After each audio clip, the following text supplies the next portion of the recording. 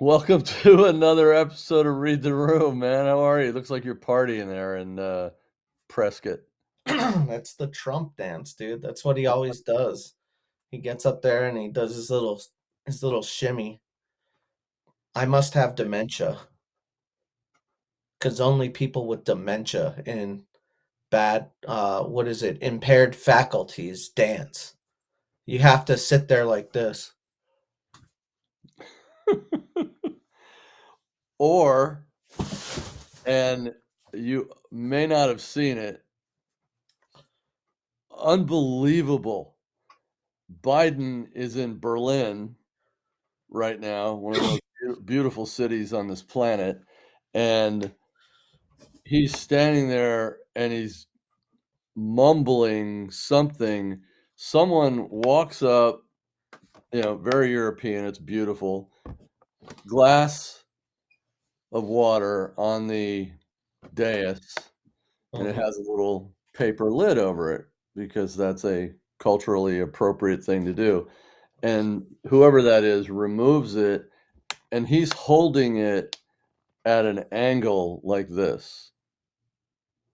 And it is literally on the table like this, and he's holding it. And you then have to watch this octogenarian take a drink out of this glass.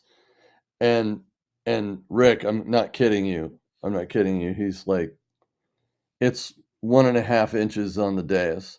He's setting it down like that, and it still looks like the Leaning Tower of Pisa, right? Mm. And then you're like, oh my God, the thing is going over. And he finally rests it, holds it, and then drags his aging mitten away from the glass. Like, we had to see that for some reason. I don't know. I Is he mean, gonna blow his nose next? It was fucking unbelievable, dude. he's an old guy. What can you say? Yep, He's old as dirt. I yep. mean, we knew this 4 years ago. I mean, the guy was out. He was sidelined. 2016, Obama said, "Now you're too old, buddy. You had your time. You got as high as you're gonna ever get. Uh, we're gonna. It's time to get some female blood in here." And he Well, I turned. mean, he was a stand-in, quite frankly, just like Al Gore was for the most part in 2000. But yeah, Yeah, and yeah. Biden said, "To hell with that. I'm back in." Uh, for whatever reason, Obama decided to get behind him, and then we all know about the coup, and here we are. But he's been old. He gets to be older now. Like he doesn't have to worry about how he looks. Not that he was doing a great job of it to begin with, hence him getting thrown out. But it's significantly worse now that he doesn't give a shit because Yeah, what does a- he have to lose? You know what I mean? as evidenced by the incident in Berlin. I mean, and this gal, uh, Jackie Heinrich for Fox, who is connected to me on Instagram, so we chat every once in a while. I I was trying to find on Giphy someone with a glass going of water going like that, and I can't find one. And I was gonna send it to her about an hour ago, and because I guarantee you, she's just like like that. Well, It was not impressive. It was not presidential, dude. no, but it's interesting how many people knew that and now how it's culturally appropriate to now point that out. Whereas before, you were what's the term for when you're a bigot against old people? They've Hmm. got some sort of term for it. I can't keep up with all of the new age Gen Z lingo, but there's a Well, term that's because for you're an adult. yeah. they have a term for when you're ableism. Is it ableism? I don't Oldism? know. I don't know. Age, ageism. Ageism. Ageism, that's it. Yeah. So you're an ageist if you pointed out that he had uh, old man syndrome. And now it's okay to make fun of that on the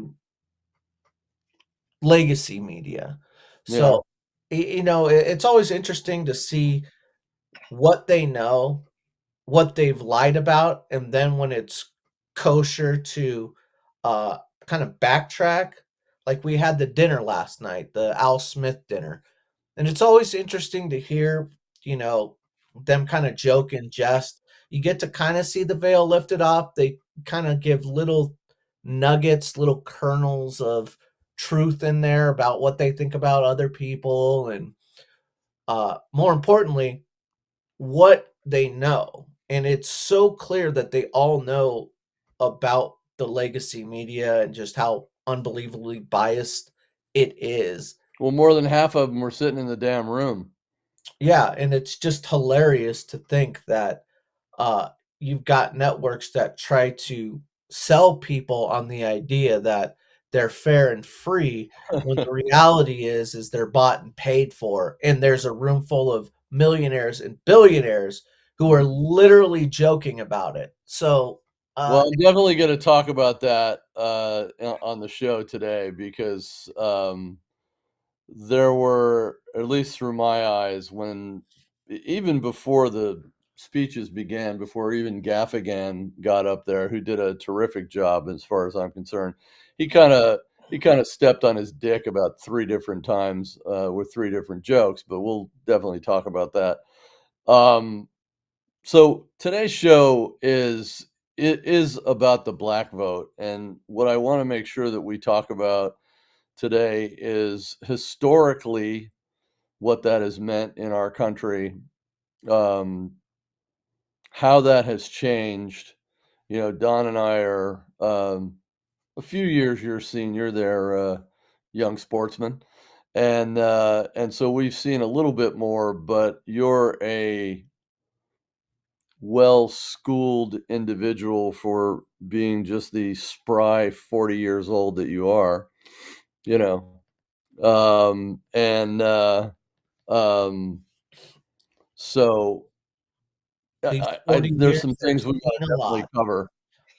What? I said these 40 years have seen a lot. What these They eyes have have. They seen, have. you could put 3 40-year-olds, you could put 300-year-olds, and they wouldn't have seen what these eyes have seen. I have lived a fucking life, dude. But to your point, yes, I am younger. I did not grow up in the areas that you did, so please illuminate me in the audience that might not be octogenarians or Yeah, I'm getting there. you're getting there.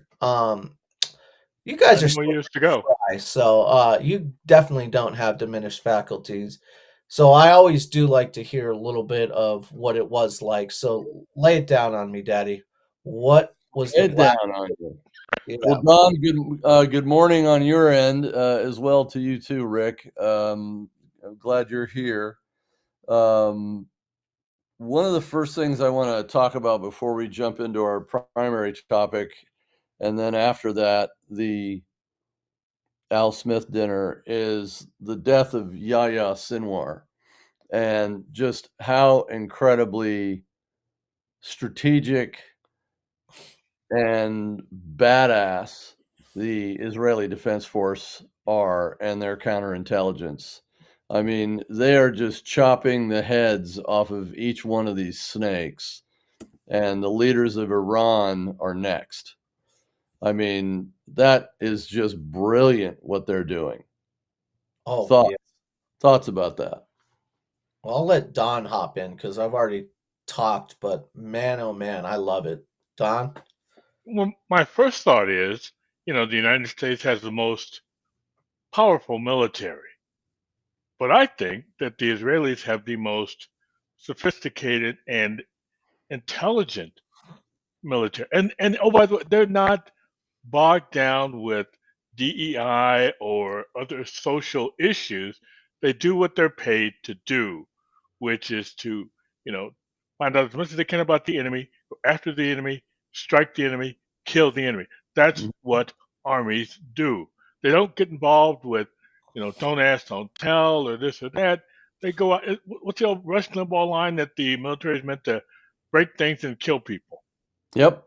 The Israeli military, the IDF, is as good as it gets, and it was great to see. Look, I'm I'm surprised that there wasn't a New York Times editorial or some piece kind of praising this guy Sinwar. Nice, Don. And oh, by the That's way, there's still plenty of time left. The week's young, so it's always possible. But it's not only just a masterstroke; it's a blunt statement to not only Mhm. Israel's so-called friends like the United States, but to their adversaries to say, "Look, we're not backing down. We're going to keep coming after you.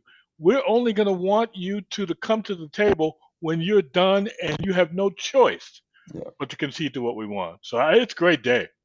Yeah. I agree. I do have to push back a little bit on they're the most sophisticated army in the world. I think they're one of the most effective for Mhm. sure.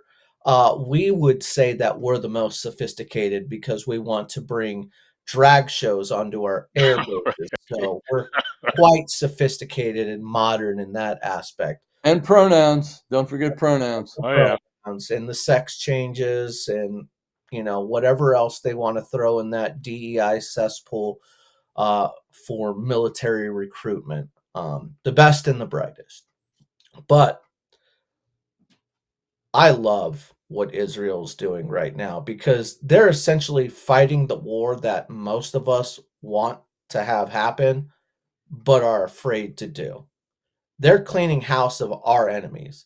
And if Hmm. I'm Biden right now, which I kind of think he's doing, he doesn't give a shit about a peace treaty. He's like, fuck it.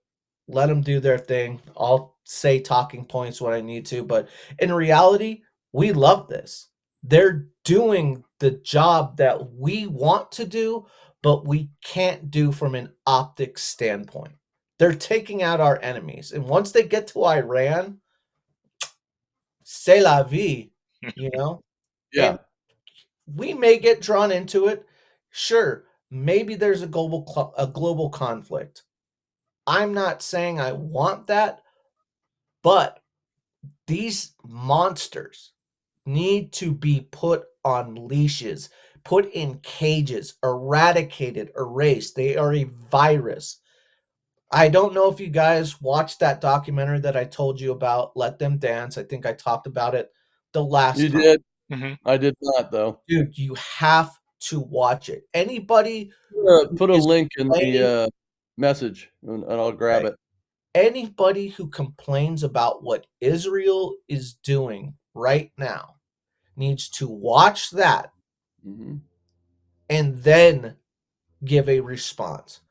Now, Yeah. I get that emotions come into play. You don't want to see a large loss of life, innocent life, but the reality is there are a lot of people that have been harboring these agents of chaos and they're collateral damage right now. I'm sorry. If you're harboring terrorists, moving their money around, helping them do XYZ, you're going to be in the crosshairs. And that's a sad reality when you back a horse that is evil. And when you see the way they kick and piss, slap dead bodies, Hmm. calling them monsters, like they're sitting there overkilling them. They're literally kicking dead bodies, calling them dogs. I'm talking like 6 dead bodies. Like you get to see the video from just the festival, not all over No, I understand. the festival. So I love what Israel's doing. Yep. They're doing the job that we want to do, but optics won't allow us to do. Yep.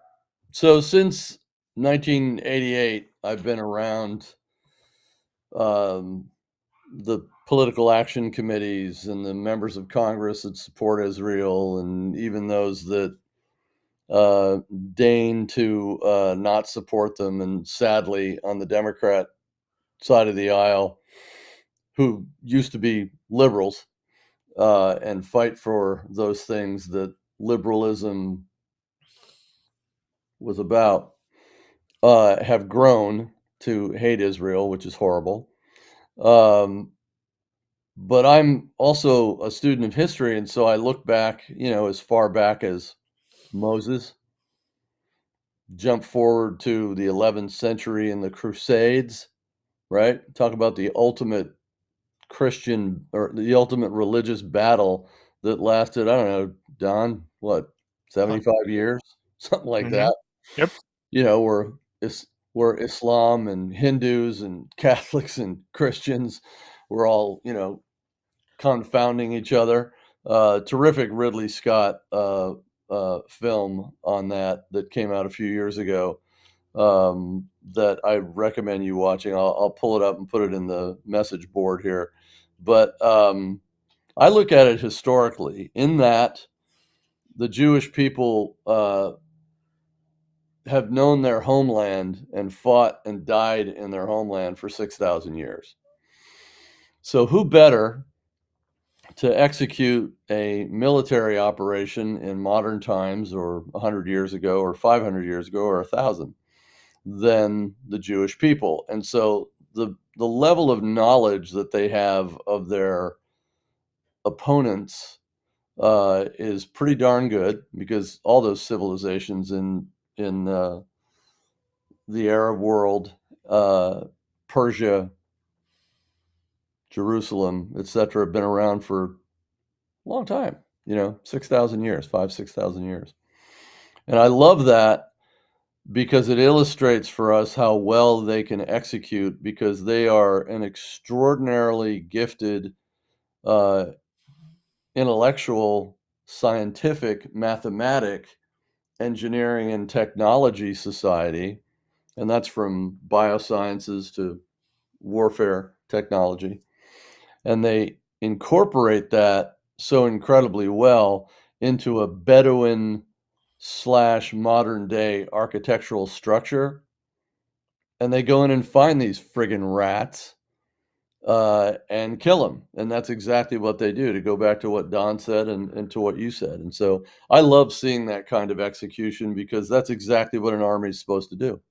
Well, it's so interesting that you talk about how wise they are, how intelligent, how technologically savvy they are.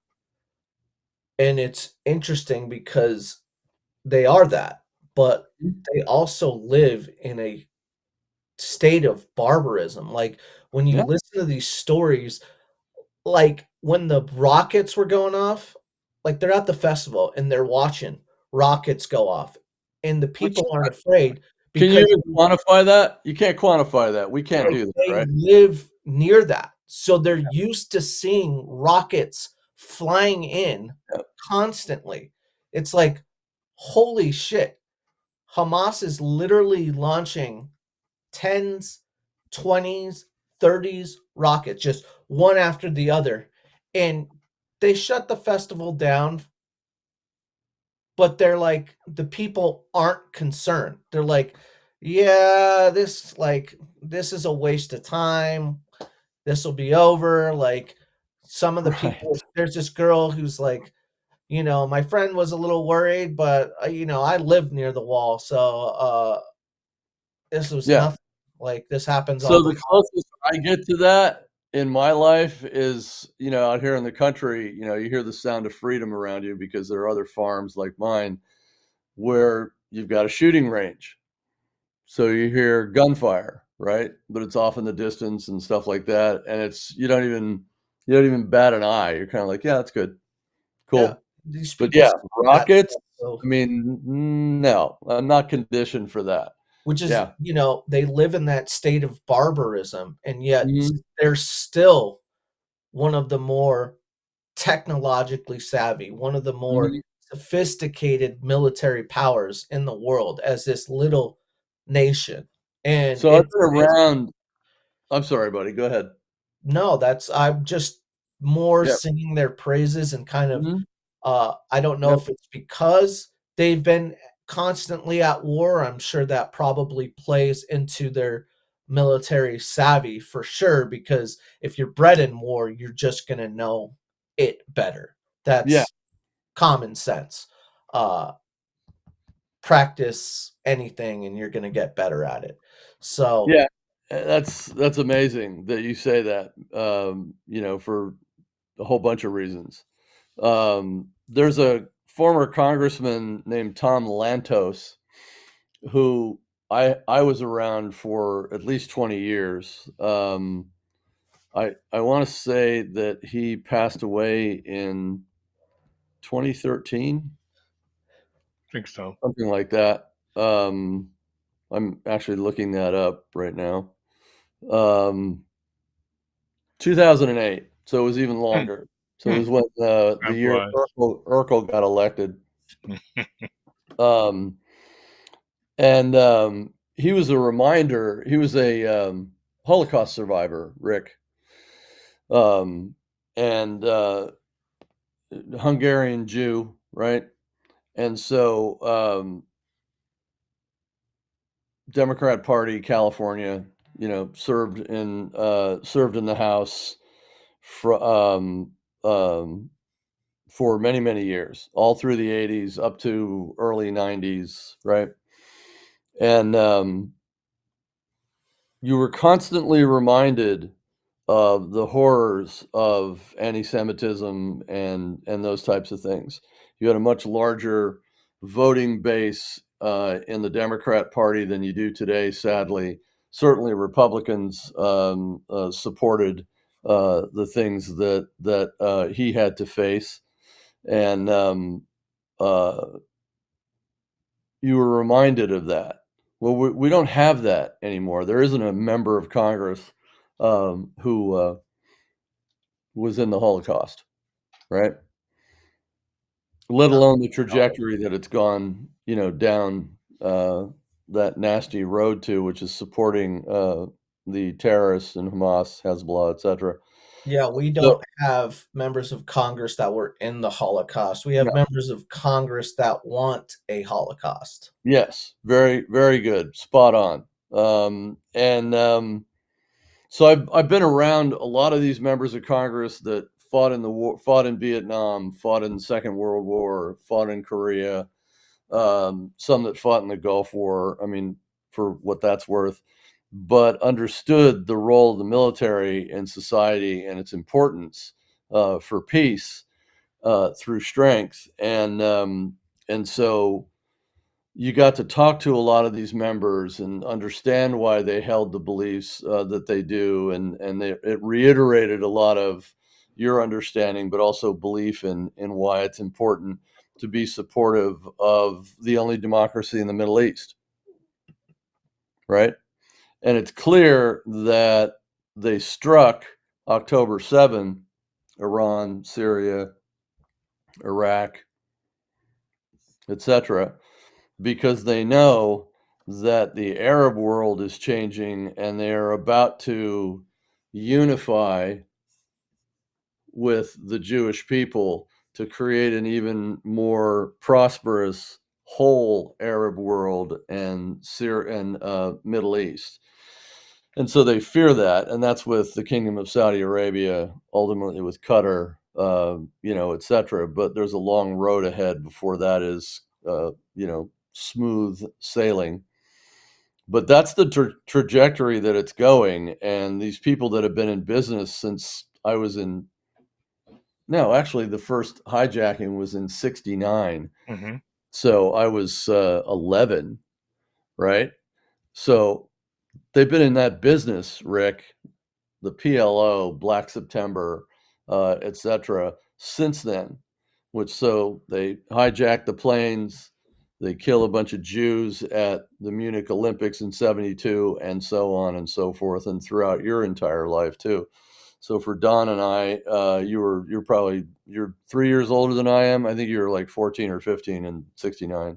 Yeah, Yeah, yeah, 16. 16, Mhm. and so end of the day, that's going to come to an end probably within a decade, I would say.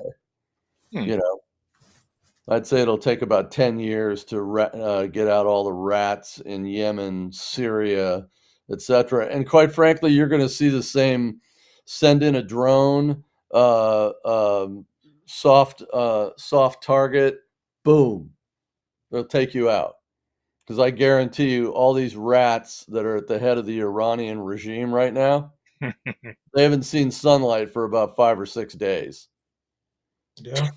You know, You the big know, question will be if they're able to manage aid from another ally. Will China come in and help them? And I don't think China will. no, No. personally. Mm-mm. I think no, China knows that they're a losing cause. yeah. The benefits don't outweigh the costs. So I think Hamas and Hezbollah and any other regime that Iran has been funding either blatantly or secretly is kind of SOL right now Yeah. because somebody is finally willing to stand up against the bully and knock it on its ass. Well, the man over my right shoulder here, and if you think of, will certainly put that into play in 18 days, knock wood, if he's elected president. And if you think about the Wizard of Oz, the scene where the house is on the on the sister of the Wicked Witch of the East, All right. and the toes curl back up under the house that's landed on top of her. You're going to see that happen with North Korea, Iran, Syria, China, and Russia, because we will blow their asses up. I mean, just the counterintelligence effort by the IDF, the Israeli Defense Force, of knowing and infiltrating Hezbollah's leadership. I mean, we got to give them a no filter, read the room golf clap on that one, because that's just brilliant stuff. And the Iranians have to be wondering, who the fuck is a Jewish spy in our echelon, Hmm. right? Because my gut tells me that they already know where these people are. They take them out, they topple the top, they take the next layer and the next layer. I mean, this son of Yahya Sinwar, guy's a dead man walking. He gets any vitamin D shining on him, guess what? He's going to end up with a cruise missile jammed up his butt. Um, I want to go back a second to what you just said about Trump because it sounded like you said that he was going to get involved in that conflict. You're saying that he's going to actively pursue these with Israel? Well, he just Oh, cut out, so I'm going to take that well, as a classic Kamala Harris dodged the answer. Um, I well, don't. but What at do you least think, at Don? least Mark didn't say that.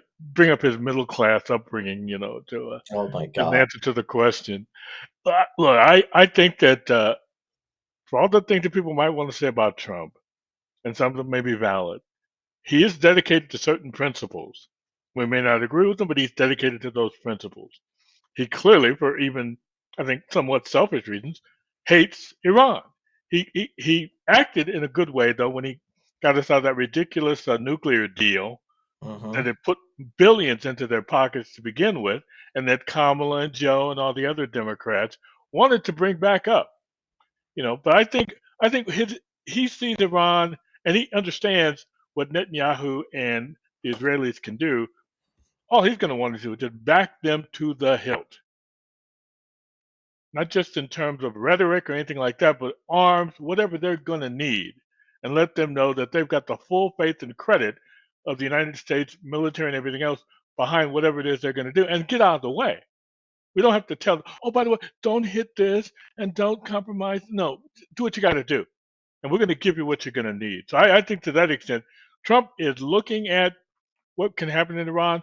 But I'll tell you one thing, though. I think that if there's some sense of instability in terms of what Israel can do to Iran, I think that's going to spawn or that's going to bring about a popular uprising. Because I think the people by and large in Iran want this system of government and all these mullahs. They want them out. I don't think they want to go back to the Shah or anything like that. But they clearly see that these guys are putting them in danger and it had limited their freedoms. So I think, if, like I said, if there's some instability either created by the Israelis or what have you, I think you might even see finally an Arab Spring strike Iran. It's my guess. Maybe. I mean, it will be interesting to see if people start, if there is a revolution groundswell that happens, if there's, the victims that we talk about that are kind of innocent collateral damage, this would Mhm. be the time to Mhm. show that you are not standing with that enemy. That's easier said than done. Obviously, I'm sitting here away from that. Their lives are threatened. But at a minimum, I think it's going to be important to disarm their nuclear facilities. And that's the end game for this whole thing. We need to make sure that Iran and anybody associated with them cannot get their hands on nukes, cannot make nukes. We need to stall it for as long as we can because Mhm. they already have the recipe. Like that's done and over with. Um, but the longer that we can put restrictions in place, the longer we can set them back from getting to that goal. Because make no mistake, if they had a nuke right now, they'd drop it on Israel. Oh, Yeah. big time. Yep. The only, I mean, Sinwar, and there was an analysis of this, and it's absolutely spot on. He he showed that he could kill 1,200 Jews on October 7th, Mm-hmm. right? If he had a nuclear weapon, he'd kill 7 million, just like that. Yep. Okay? Because he's fucking crazy, and now he's dead as disco, so who cares? So Yeah. before I jumped off technologically, so I apologize for that. This is what I wanted to tell you. So, yes, Trump will re-engage and tell all the actors that are aiding these regimes, and that's China to Putin to North Mhm. Korea, and that's Mhm. intelligence, armaments, arms, etc. FAFO, and I'll shove a cruise missile up your ass. Meanwhile, he will continue to back Israel and give them what they need with no equivocation, no appeasement, no Iran nuclear plan like these idiots in the Biden administration who are just a bunch of fucking holdovers from the Obama administration. So these clowns came up with these stupid ideas, which are complete and total failures and created chaos then, have created chaos and death now. But they're so full of hubris and stupidity that they can't let go of it and go, yeah, we were wrong. We better act like a Republican and get peace through strength, right? But they don't have the balls, background, or brains to engage in that because they're wacko leftist freakazoids that run the Democrat Party that support Palestine. And somebody please point out on a global map where their Okay. embassy is, because there ain't one. Nope. It's the state of Palestine. There's a state of mind of Palestine, but there isn't one. And so what Trump did in his first term is he set the table and said, don't fuck around or you will pay a serious price. We're supporting Israel. And then he moved to bring the embassy to Jerusalem, which he did. And then after that, the Abraham Accords, which set the stage and built the runway for peace in the entire Arab world and Middle East, etc. That is the road with the current prince of Saudi Arabia and others are embracing, which Iran, Syria, Iraq are scared to death of because they know that they will completely shrink and ultimately disappear or die. And who will take their place but the actual citizens that want peace in the region to be unburdened in Iran after, what was it, 77? That they took out our CIA puppet, the Shah of Iran? 78 leading into 77, 79. Yeah. 78, yeah, something Mhm. like that. So it's been a long time, Oh Rick. yeah. You know, 40 plus years, right? And that's going to happen. That's going to happen. I mean, if you see pictures on Reddit or the Instagram or whatever of Iran in the 70s, it looks like New York City. Yep. Passion, the food, the people, the whole 9 yards. Right? So they were in the world. Scratch that. Looks like London, right? Looks like Paris, right? And then these, religious freakazoids came in, took over, and here's where we are today. That is on a very short leash. And so while they won't likely blow up a nuclear facility, I can almost guarantee you that they will hit major strategic targets to further reduce and eliminate the ability to strike and do things. Meanwhile, in 18 days, knock wood, if the man over my right shoulder is actually made president, one of the first things he'll do is declare a national emergency on energy. And because the Strategic Petroleum Reserve is dwindled down to almost nothing, I mean, it's like the little drops of water in the bottom of a Dixie cup right now, he will order drilling around the U.S. to fill it back up. And you can go sue him all you want, but it's a national emergency. He has those executive powers. And what is that going to do to global barrels of oil but drive the price this way? So instead of $77, $82 a barrel for Brent crude, you're going to start seeing $60 a barrel, $50 a barrel. By the time my birthday occurs on June 14th of next year, which is also his birthday, thank you very much, and my good friend Gillian Anderson, who I love to death,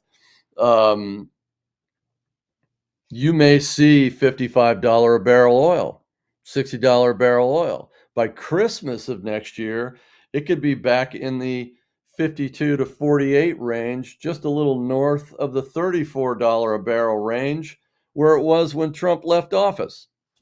And that eliminates their ability to make money, and you put sanctions on them, et cetera, et cetera, et cetera, Yep. and start driving these clowns out. That's where I think it's going, guys. Last thoughts on that, because I want to jump into the Al Smith dinner before we get into our main topic du jour.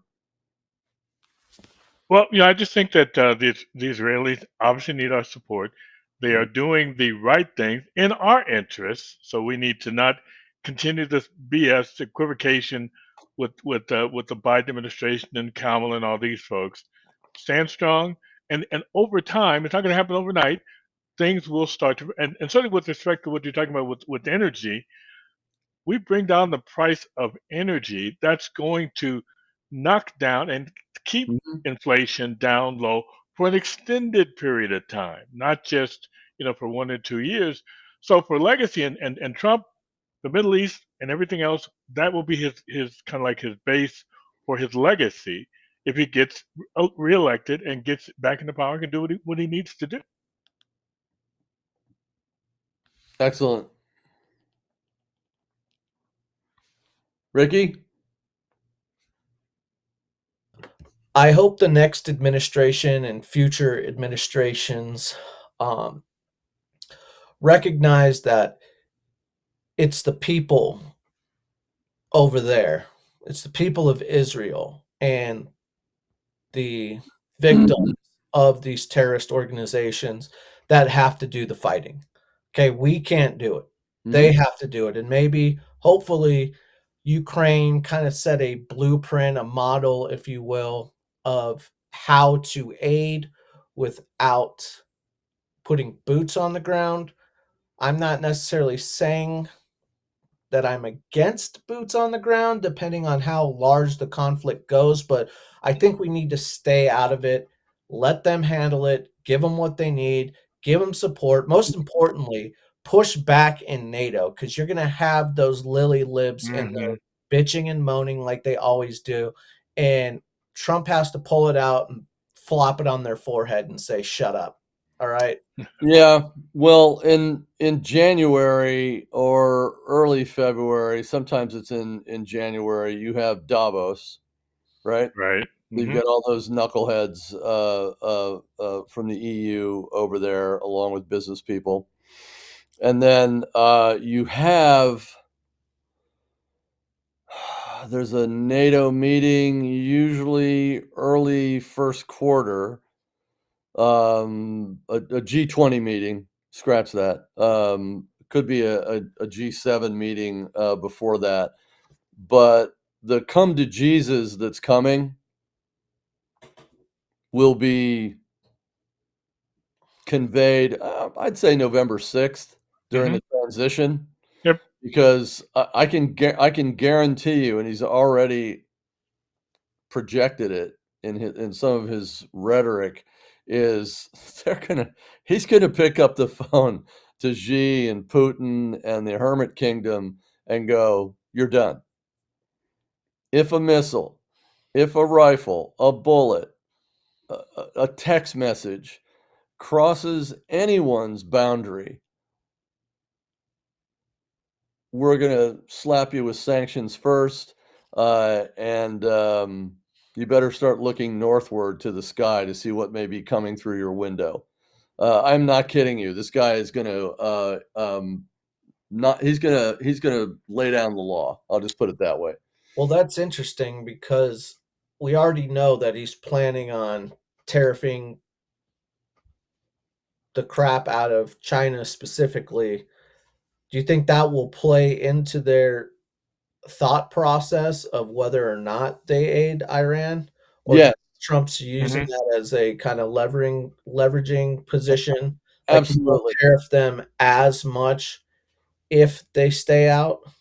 I think they will. I think it'll be it's 3-level chess. So it's about that area of the world where they'd like to continue to operate or receive resources from, oil from Iran, etc. Right? Um, and where they'd like to provide intel, things of that nature, because think about it.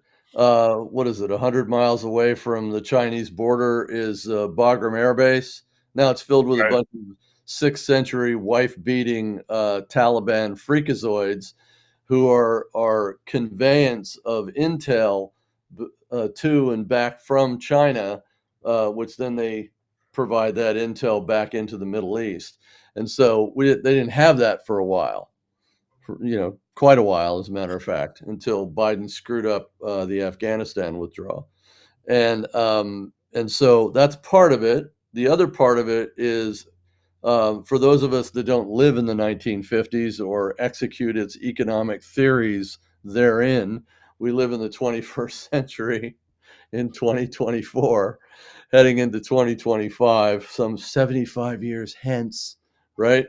Um, Tariffs are a negotiating tool that you can go, Hmm. "Oh, you got me at 113%, huh?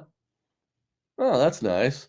Well, guess what? We have you there. So why don't you come to the table and let's talk about everything." And it's a great leveler of economic opportunity. It's like, you want to come into our market, you're going to do the following because we'll do the following if you don't, right? And people go, let me rethink that. And they come to the table because it happened and we watched it come through the treasury, right? Anyone who denies that his plans and tariffs were a failure is a liar, because they are not. Uh, they have not been removed in 4 years, and we're still bringing in that coin, baby. But Okay, just and, saying. uh, and Trump makes a good argument, and the media, of course, tries to degrade it when he talks about tariffs. Tariffs have been far more effective a regime in terms of influencing foreign actors than sanctions ever have.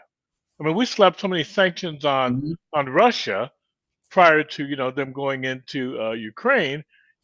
Every day I'm hearing, oh, strong new set of sanctions. Well, look what's happened 2 years later. Nothing. If we had found a way to maybe start putting some tariffs on some goods that they were trying to sell internationally, I think that would have cooled their heels and brought them to a point where they would be willing to negotiate.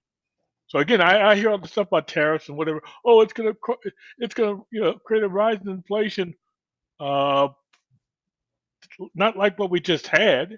It's a No. good, and it's good if it's applied as a threat and something you can implement on a small term or a temporary basis just to make your point. They will capitulate. They're not stupid, and you have to hit them where they live. You can't do it with just sanctions because that's just nonsense. It plays around on the margins, never has any effect. They want to trade globally with the Yeah. United States. Yep. We're the Yep. largest, consumer market on the planet for the most part, right? And so, I mean, other than China, because China's middle class is larger than our entire population, but, China wants to trade with us, so they will do what we tell them we are going to do, And uh, and that'll be reality. and the business people, the Goldman Sachs and the Mhm. 51 Nobel laureates that Kamala tries to tout, she omits a very large point. Yes, tariffs alone would not be great, but tariffs as leverage, which is the key. Yeah, Tariffs are leveraged. yep. Tariffs, like if you go into a business deal and you say, I'm going to lowball this guy and that's going to be my final offer, then yeah, that's bad business. But if you're using that as leverage, then it's a asset. It's a good thing. So when she lies and doesn't give the full story of what tariffs are, but a leveraging tool, and yes, we are seeing that some tariffs are good because they're still on, like you said. Hmm. So Mhm. Yep. most people don't understand tariffs. Most people don't care. They just want their bread, and they know that they work. Yeah, they don't wanna pay $1.10 per egg for a Yeah, carton of eggs. and Right. at the end of the day, America.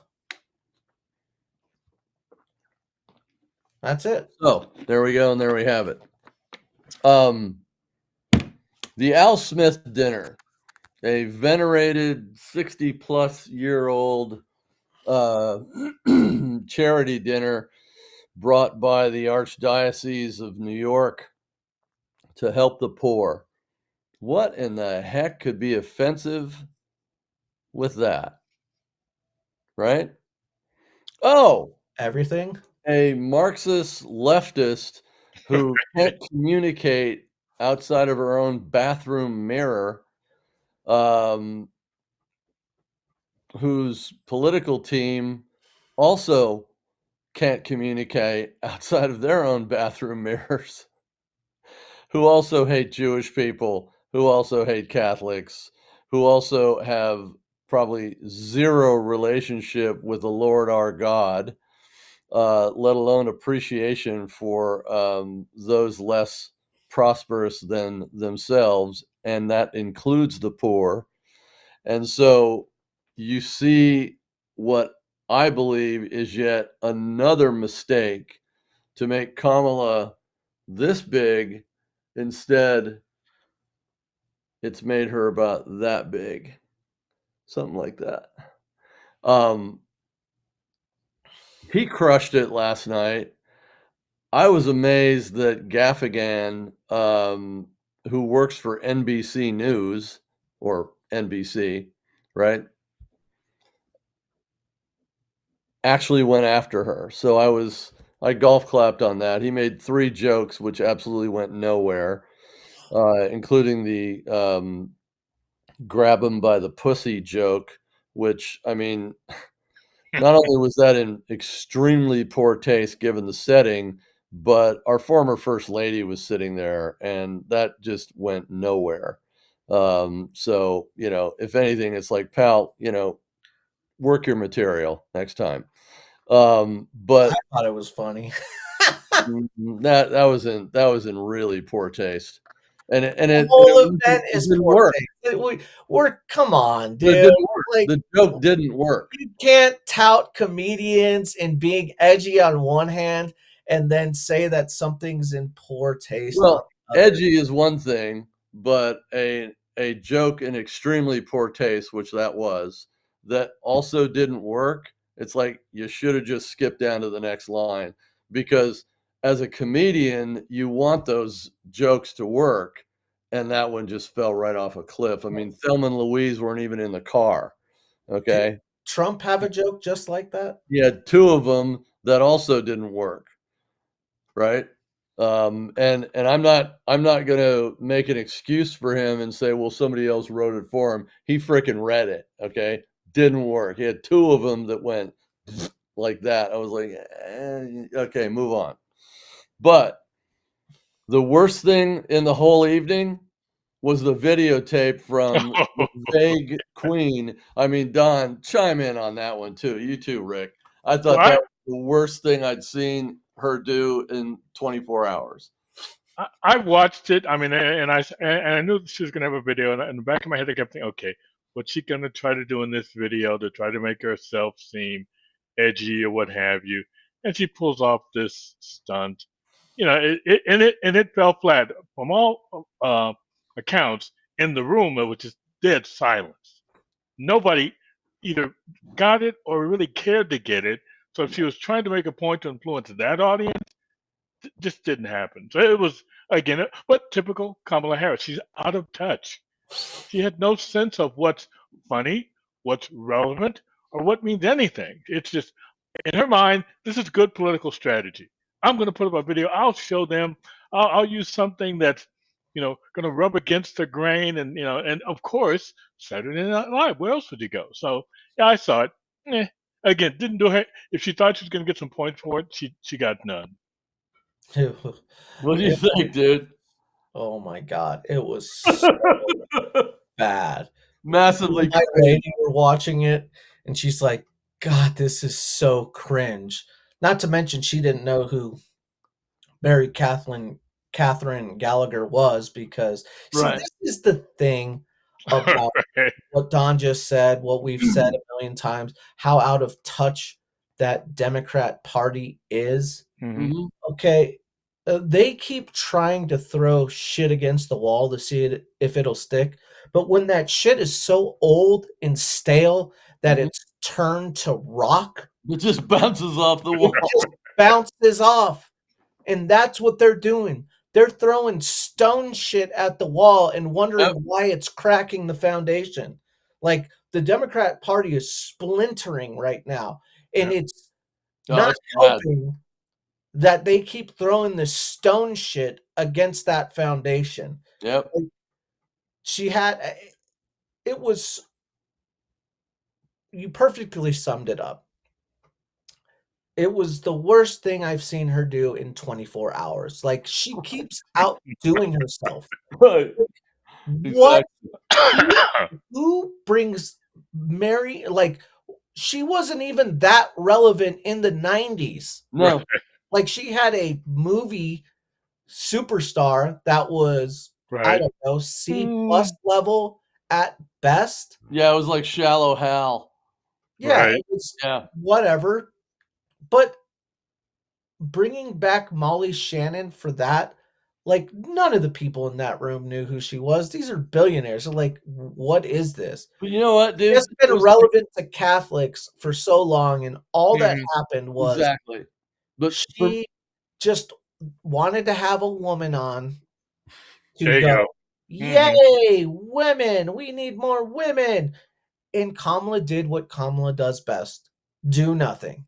She she did does nothing, nothing, she she said denigrates, nothing, and she she misses tried the to whole use it point. as a campaign speech. Yeah. She did her little "God bless America" at the end. It's like, we're here to laugh, dude. Like, come Yeah. on. Well, Stale as for me, shit. she already pissed off Catholics by not showing up and Jews, right? Mhm. Yeah. Yep. And then you piss them off by, this diatribe, this lousy script that they had, this semi-skit, right? That was all about, trying to be funny, and it wasn't funny, and saying people shouldn't say things about Detroit when they're in Detroit. It's like, lady, nobody gets that, okay? No. And when Trump was at the Detroit Economic Club and said, "Look, this city is being run to the ground. Let's change it. You miss that, obviously, because you're so narrow-minded, incompetent, and so is your team, that all you're doing is looking for things that say, "Let's get Trump," which is the whole premise of her, pathetic, 90-day run for, elected office. It's But absolutely pathetic. and she thinks she's really good at regurgitating all the media talking points. I mean, that's how she got to, this other nonsense. And that really, that's all that she is. I think the reason why she's falling in the polls is that people finally they don't need to see any more of her. Mm-mm. They've seen enough. They've Nope. drawn the conclusion that this is all there is, and it's just not good enough. So my It's political stale. report is still Everything 282 electoral votes, is stale. 297. It's Yeah. all stale. Yeah. Yep. Everything. Bringing back Barry, bringing back Bubba. Like, who put Bill Clinton in a tracksuit at McDonald's? Come Right. on! I know, It's dude. not I know. 1996. Nobody knows about Bill Clinton and his No. joggers. Nobody. Nope. Nobody that's voting for Kamala, at least. Nope. Well, Nope. maybe because they're all, rich white elites now. So maybe she is talking to the right demographic. But nobody that's representative of this country Mm-mm. gets Bill Clinton in a USA tracksuit. Like, they are just so bad. And Kamala had some juice. Kamala had some juice after the debate, but Yep. she's so empty. She's such an empty vessel that she couldn't capitalize on that little momentum.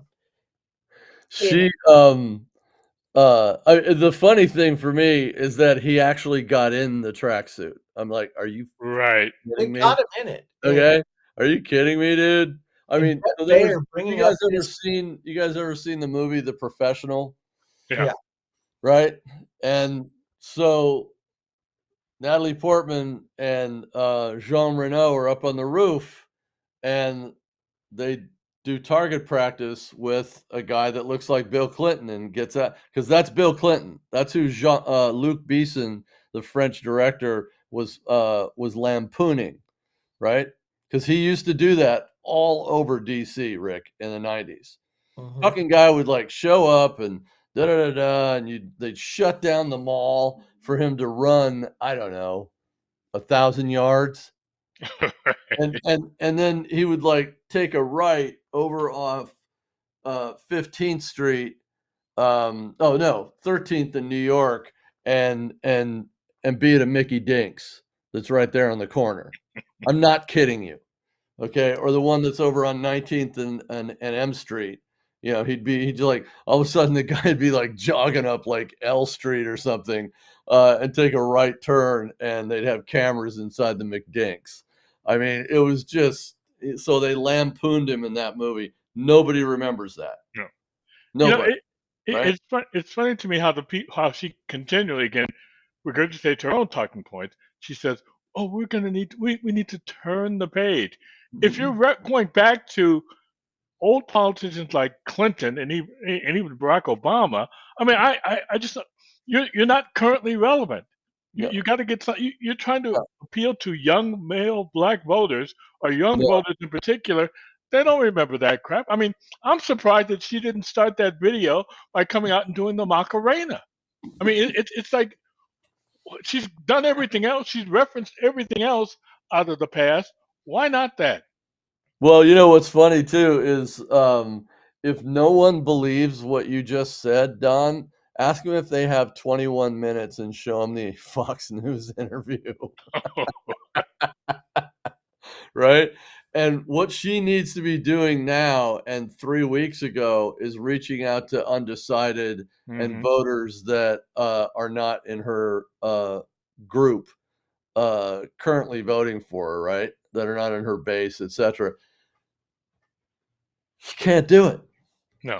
Can't do it. Raise your hand if you've ever seen an athlete as a kid, Rick, because you're a coach, also as a teacher, who dressed up in the uniform and swung Mm, the bat or kicked the soccer ball, and it's just like boy, mom and dad really need to take you to the library instead. You know, Here's a library card for you, kid. that's who she is, dude. Well, Yeah.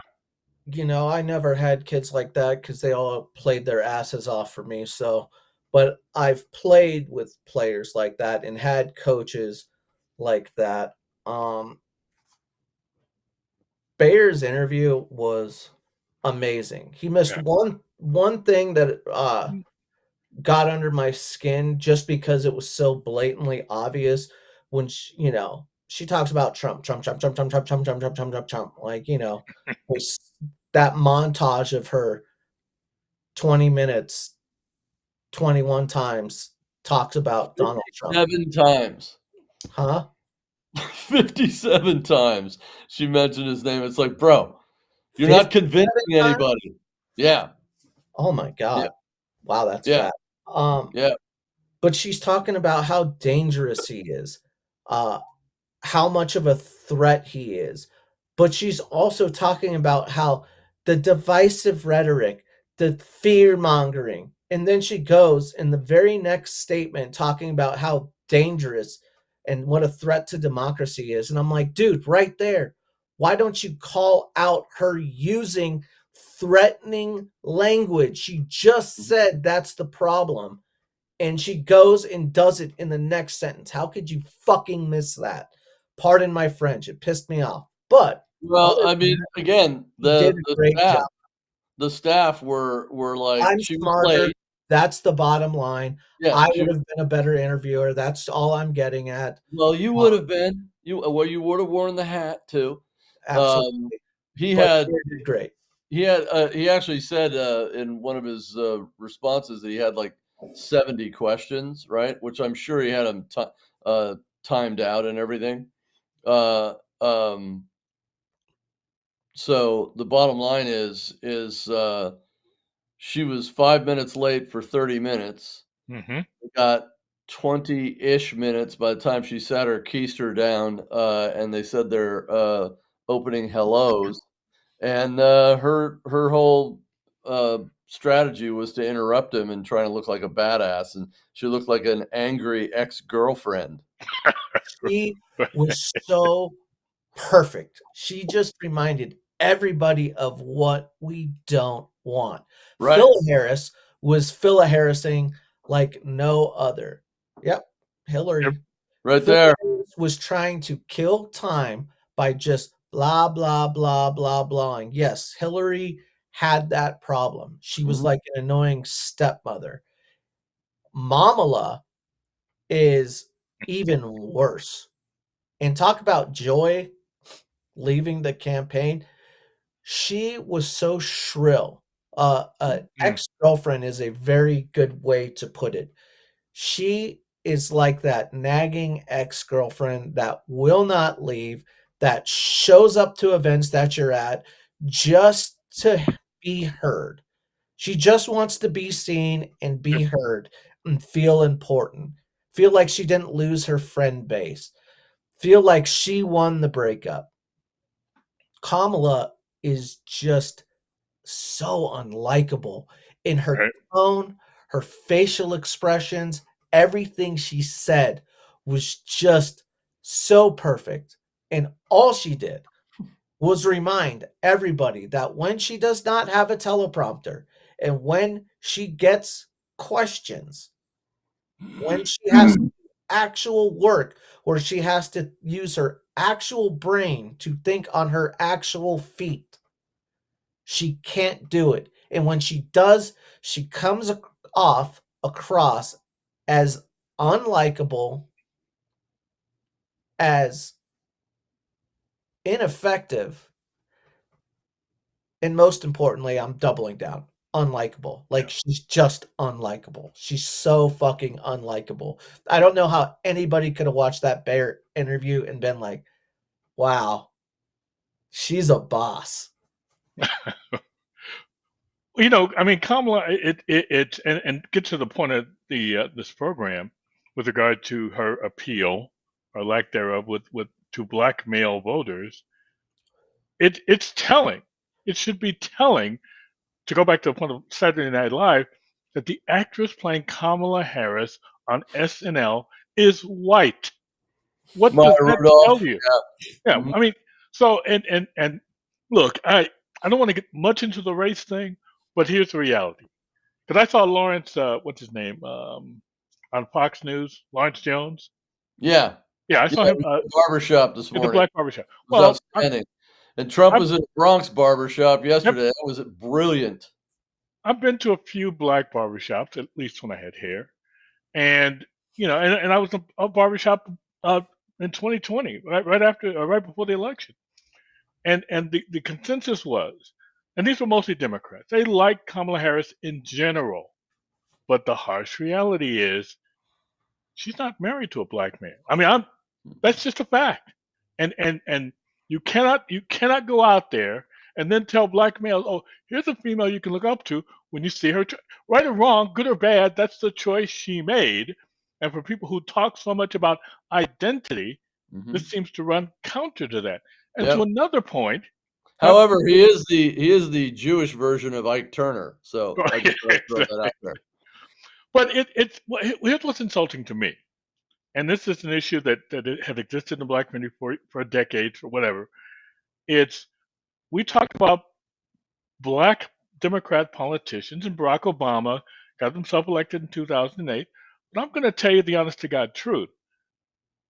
Barack Obama got elected for two reasons. One, light skinned black African American. But two, his wife was dark skinned. So that was the Mhm. balance. Yep. Now you have Kamala Harris, and I'm sorry, you look at her, and you have to really kind of get into to figure out where she's black. Well, let me tell She you says something. she Let is. me tell you something. She Hmm. was raised in a Hindu culture, Right. Yeah. not a Catholic one, not a Judeo-Christian one, Nope. okay? Nope. And the contradiction with her and her husband, that he's Jewish, and the fact that she does not support the Jewish people, let alone a room full of Jewish people yesterday at Al Yep. Smith, along with Catholics, is indicative of how she was raised in a Hindu environment that is non-affiliated with a Judeo-Christian culture. Sorry, guys, it's just a fact, and so it doesn't surprise me that along with her Marxism and indoctrination, that she also has this, lack of interest, shall we say, for other religions. Well, first of all, she's fucking Canadian, okay? Well, we're Drive shitting on the people in most countries other than liberal Canada. city in the country to go to the most liberal country in the world. Like, what more do you need? What Excuse me. more do you need? And once again, they do exactly what they do and throw stone shit at a foundation. They're trying to reach black men. That's where they are bleeding from right now. Young men, black men, men, men, men. So, how do they reach men? Well, they get the husband in chief, or the first husband, to go on Andy Cohen to pitch men, Right. Because we all because watch that we show. Wow. all know that men, particularly straight men and black men, love Andy Cohen. Hmm. Last time I checked, his audience was nothing but homosexuals and women. But hey, if that's where you want to sell men, go right ahead, because once again, it's not going to stick to a wall. Because Ellen is no longer on the air, right? Right. Yep, because he's a nightmare. But Yep. they all are, and it's just perfect. Like, this is that perfect time of year where it's all coming to a point. Yes, It's it all is. better yet, it's like a Jenga. It's all about to come crumbling down. That last Yeah. piece is Joe Biden shaking out that last piece. Well, I was on set with Kevin Spacey 2 days ago, my business partner's, film set in Central Pennsylvania, so I'll use the House of Cards reference. It's all a house of cards that's Yep. coming down. But it's also because they have, inferior, inexperienced individuals in her campaign. Meanwhile, they have embedded in that campaign a bunch of Obama acolytes who don't want what she wants and don't operate and run a campaign that they won twice, the presidency, the way her people believe. And then they also have the Biden people in the same camp, okay, who won a vice presidency twice with a presidency, and he won the presidency once. So there's two groups in there with competing interests who know how to get somebody across the finish line with a gaggle of people that have her ear, including that idiot husband of hers, who have no idea how to win a presidential election. And it's not going to happen. So great. It's like a Thanksgiving dinner midway through, and there's 40 family members in the room, and none of them like each other, right? Mm. You know, and I'll just consider real quick that their campaign is like a mass of contradictions. They will tell you certain things about what they're for, and then they will either put out ads or whatever, and you're scratching your head. Everybody's seen that Creators for Kamala video. Mhm. Everybody's and it. Oh, Yeah.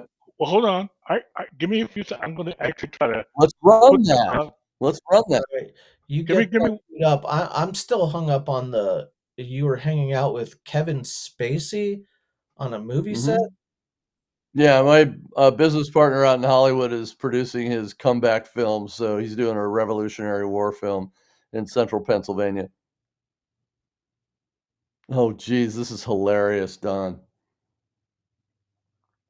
I can't hear it, but Oops.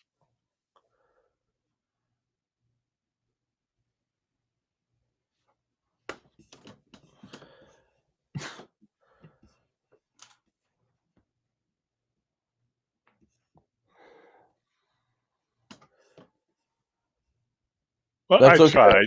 That's all right. You tried. That'll work, The bottom Matt. line is that one fell flat too, just like the Mary Catherine Ham Catholic jokes or whatever last night with Mamala and her video.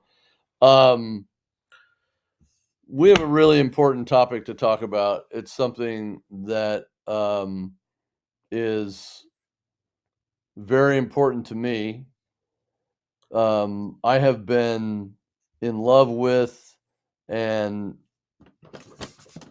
had experience from a young age with Black people in my life and have had my life enhanced because of it. I met Louis Armstrong Hmm. when I was 5 years old, Don, at the Disneyland Hotel. I lived across the street from Disneyland when I was a little peanut. My parents took me over there. The opening act, June Rudell, was a friend of Okay. my parents. Hmm. Excuse me. And, she was very Shirley Bassey like. Oh yeah. Her singing, and it was just absolutely fantastic. And my eidetic memory remembers it like it was yesterday. And they introduced me to him, and he pats me on the head and goes, "How you doing, little buddy?" Right? The first Black person I ever met, 56 months on the planet, right? And I just was like, awesome, right? I thought it was just amazing. And then I listened to his music, and that, you know, traveled over me, and I was like, wow. And by the time I was about 11 years old, started listening to his music and so forth. And in the interim, in that period, Red Fox and Bill Cosby albums, and you had Julia on television by the Hmm. time I was probably 11 or 12 with Yep. Diane Carroll, and she played a wonderful role in that movie that Elvis was in, where he played a doctor who was a priest, which was a nice softening of his image. But it was terrific because you saw all of that, and then of course the Mod Squad, with Right. yeah, just, fantastic actors. Woody Strode with John Wayne in Liberty Hmm. Valance, et cetera, et cetera, et cetera. And so because I got turned on to those movies as a kid and these wonderful black actors were in there. I mean, Nat King Cole, I mean, forget about it, right? Uh, by the time I was 7, I heard Nat King Cole and saw him with my parents. I was just like, who is that amazing human being? Right? So for me, that whole experience opened my eyes to the fact that there's another world outside of Anaheim and ultimately Laguna Beach, California, then the Midwest, and then back to Laguna. And you get to hear, I saw Stevie Wonder for the first time on a television show my sisters were watching in the 60s, the Mark Blodgett show when he was Oh little yeah. Stevie Wonder. Yeah. And they had him up in a high chair doing fingertips, right, on his You know harp. what? Mark Blondie, he did a show. This was on Channel 9, I think it was KHJ back in the Mhm. day. It was actually Yep. the title of the show how long ago this was called Groovy. Mhm. Used to come on every afternoon, at least during the Yeah. summertime. It came on every summer afternoon, and they would have Yeah. all kinds of acts, just rock acts, and Everybody. R&B acts. So you saw everybody. So Mhm. everybody got Oh, exposure to everybody. things that they wouldn't have otherwise. Rick, it was MTV on steroids with actually real musicians. Not that they didn't have them on MTV, starting in the 80s, because there were a lot of them, but by the time they got into the latter 90s, it was kinda like, "No, thank you." It was an amazing opportunity for me as a little kid then to see all these amazing musicians. One of my oldest sisters is an actor, but also has been a professional singer for years. You guys know that story because I've been around a lot of these, uh, the whole Southern California sound I grew up around, which I was very fortunate to. And so by the time the 70s got here and you realized at 12 or 13 years of age, and Don, you were already in college by 72 Mhm. or 73 when I was 1970. 15. Mhm. I mean, the whole civil rights movement had already been almost 18 years old. And if you want to go past before the 1950s, a hell of a lot longer than that, right? Mhm. If you go to Brown v. Board of Education, I mean, and then back to Plessy, it's a hell of a lot longer than that. But um, it's always been a part of my life. It's always been a part of my consciousness that, I mean, when Tommy Robinson, 68, Mexico Olympics, that whole thing, I knew at 10 years of age, I was like, wow, that's not good. That's not cool. Right. And so for the black vote to finally stand up in whole parts, disparate areas of the country and go, "We're done." You know that the Democrat Party has really, really given up the hostages for something else. And they don't even know what that is because one of you guys, said how broken up and disparate the party is. They're like a bag of broken glass. They're fighting with each other constantly.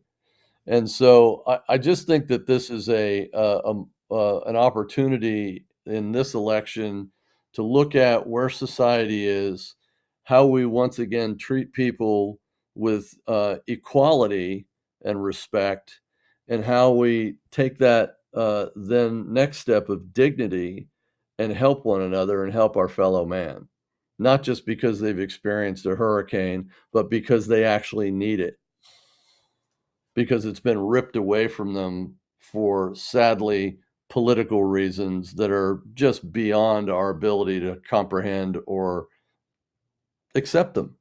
Leftist extremist policies that just don't work. And so politicians have failed this particular community of human beings. And it's sad to see, but I love the fact that the pride in Black men and women is we know who we are and we know what we expect of you, and you're not giving it to us and we're not with you. I love that. So that's my soliloquy, my opening soliloquy on that. But Don or Rick, I'd love to hear your thoughts about that. Well, I mean, I'll try to be brief about it. To me, in my view of electoral politics, it's, and part of the reason why I'm a Republican now, I've always felt like, look, I believe in self-determination.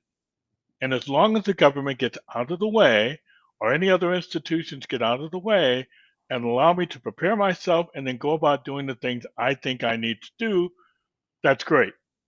I don't need politicians creating programs and other things that are trying to help me do what I should otherwise be able to do for myself. So that's why the modern day Democratic Party, really since the late 70s, early 80s, has changed. They got away from, trying to give Black people the tools they need to help themselves to, well, let us give you everything you're going to need, and this should work when they haven't worked. I go on this every single week, and it's my most driving motivation when it comes to politics and the Democrat Party. And you see it now. The city of Chicago is ground zero for the failure of white and Black Democrats when it comes to education. It's not even. It was once an absurdity. Now it's just it's like it's profane. It's just these kids are not even, they're never going to be prepared. You're going to lose this generation that you lost the one previous, and you're going to lose the one next because the Democrats are tied to the teachers union. Brandon Johnson is the embodiment of this problem, and he wants to make it seem as if, oh, if we just had more money. Well, you already have enough money. They're putting more money per capita per student in the city of Chicago than they are anywhere else in America. And they still And you can't see the read. results. So it's not about money. If you have households, and this statistic is out there, and it's getting worse. Yeah. 3/4 of the Black children born in America are born into single parent households. Yep. How in the hell is that ever going to work? It's not. It's And not. you know, and talking about, well, it'd be great if Democrats would talk about more fathers in the household, but they can't do that because of all their other societal interests. But that's really where it starts. Look, I don't know about other people. I grew up in a two parent household. Didn't have a lot of money. Didn't matter.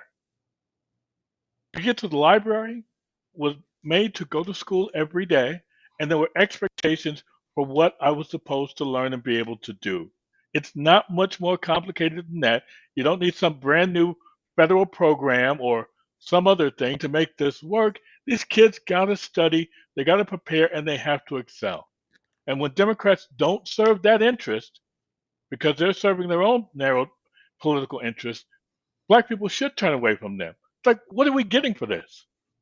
All we get is we get a pat on the head, every couple of years, and then they agitate us to turn us out to vote.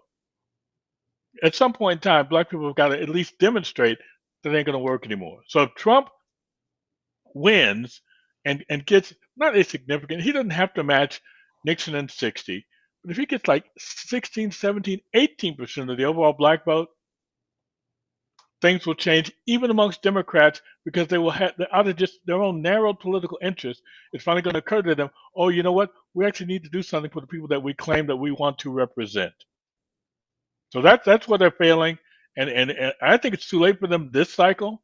I think they need to get smacked down and embarrassed and humbled with a significant Black turnout of all people, Donald Trump, for them to come to the realization, you know what? This game is tired. It's just not going to work anymore. Which ultimately I want to examine too. But Rick, what are your thoughts about that? Don, thank you for that, buddy. Well, and especially as an educator too, Ricky.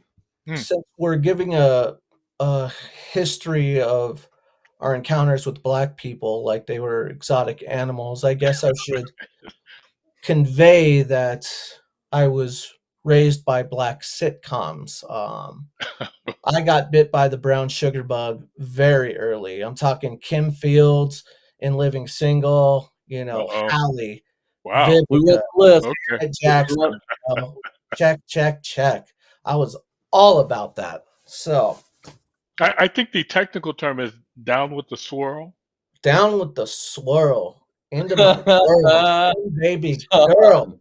Okay, I'm Woo! about that life, and I've always been. My first girlfriend was black, so whatever. Her name was Joden, and she was feisty. Well, you're feisty, bro. I'm a feisty kind of guy. Don made good points. You made good points. We talked about how Democrat Party not being able to speak to black men specifically very well. Let's examine that video that Don was talking about, and let's see how well they are getting through to that demographic. I'm a man. I'm a man. I'm a man, man. And I'm man enough. I'm man enough to enjoy a barrel-proof bourbon. Neat. Man enough to cook my steak rare. Man enough to deadlift 500 and braid the out of my daughter's hair. You think I'm afraid to rebuild a carburetor? I eat carburetors for breakfast. I ain't afraid of bears. That's what bear hugs are for. I'll tell you another thing I sure as shit am not afraid of. Women.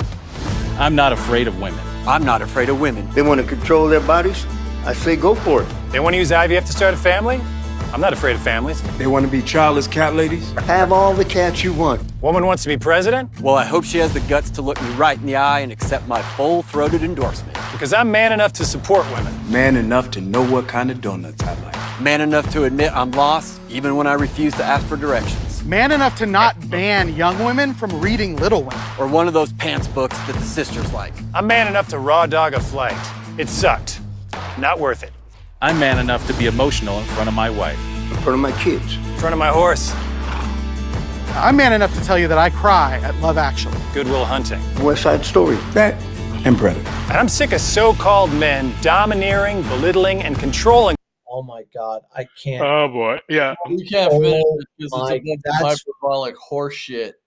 Okay. Oh my God, I've never wanted to punch a group of men in their face so fucking You're a bad. bunch of actors. Of Yeah. course they're actors, because no man in their right mind would Ever. ever talk like that. Nope. And But the again, one black guy again. that they had in it, they which made. one? Which one? I only saw Bodybuilder. one. Was there two? I didn't No. see another, but hey, Again, maybe it written by was people. a Kamala lookalike. Yeah. Maybe it was Kamala Black. Was he the guy that was standing next to the bench full of tools? The Hmm. I can't. No. I No, I can't. know. I know. I I know. quit. But I quit. again, I quit. know. I But quit again, the internet. written by I don't people. ever want to watch another video on the internet again for at least. Yet few we hours. know you will. Okay. No, I We know you will. Oh, I can't wait to show my lady that one because I know. that is nightmare fuel levels of cringe. Bro, it's written by white dudes for Harris and the Right. idiots that wrote the script last night for the video instead of Mhm. her showing up at the fucking Al Smith dinner with a backbone, a brain, and some humor. Okay. This, So they're all out of touch with people. It's just all that's just all this there is so perfect. Anyway. Trump just needs to play that ad. Like Yeah. he should play Yep. that ad for them. Hmm. I mean, we're at my brother's party. He turned 40 You guys hungry? last Saturday. Look at that. And, Oh boy. Oh boy. Thank you. Thank you, honey. so my brother turned 40 and we're watching the ASU football game. Shout out to the Sun Devils. Still surprising. Are they crushing it? Pretty good. Pretty good. Are you Yeah. kidding me? Oh. We won 5 games. We Oh, won that's right. You're You're right. here, Don. 5-1. There isn't Hey. a person alive that Nope. thought ASU, including me, that thought we would be 5-1. We beat the number one, the preseason favorite to win the Big 12 Yep. as the 16th team, the worst team. So, yes, we are doing a little bit better than we expected. But my point was going to be we're watching the game and Kamala ads keep coming on. I need to interrupt. I apologize that I have to eat because I have to eat. I have to create some stuff and write later, and I haven't eaten Okay, yet. So I'm just sorry. mute it so we don't have to hear your lips smacking. Hear me crunching? Um, and Kamala ads come on, and it's the first time I've ever really seen a group of people in a social situation willing to bash on Kamala or be like, "Hey, Mhm. excited for Kamala, huh?" You know, like she is not trending. And I know some of these guys definitely were Biden voters. So No fire. Yeah. needless to say, she is not tracking with men, nor will she. And if she shows videos like that, no man wants to be a white dude for Harris. Like, No. you want to talk about being a eunuch? There is no better representation. What was it? That broad that was married to freaking Ben Affleck saying, "Ooh, and there's nothing sexier than a man that votes for Kamala." Oh boy. Yeah. Like, Did you hear Trump's joke about that last night?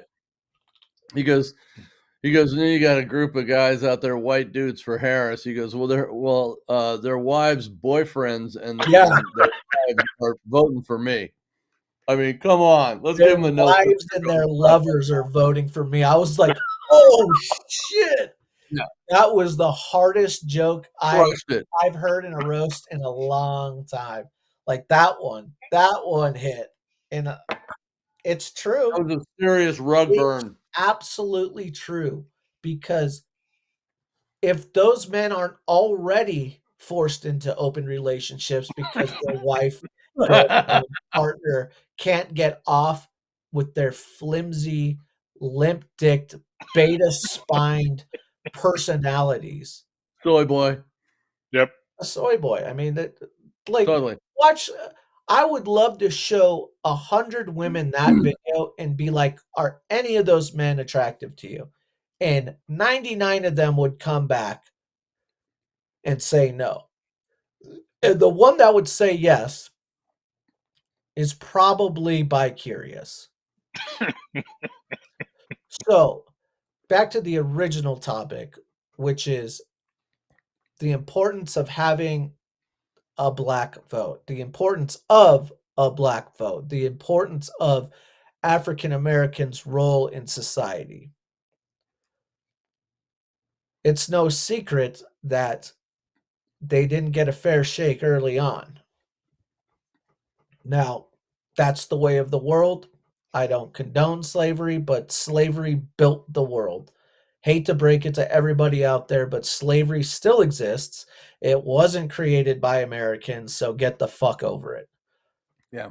Well, They have the reality fought. is, They have fought.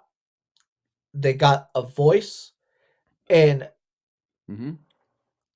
they saw politics, government saw what happens when they feel disenfranchised, when a voter base feels disenfranchised. And that's why African Americans went to the Democrat Party.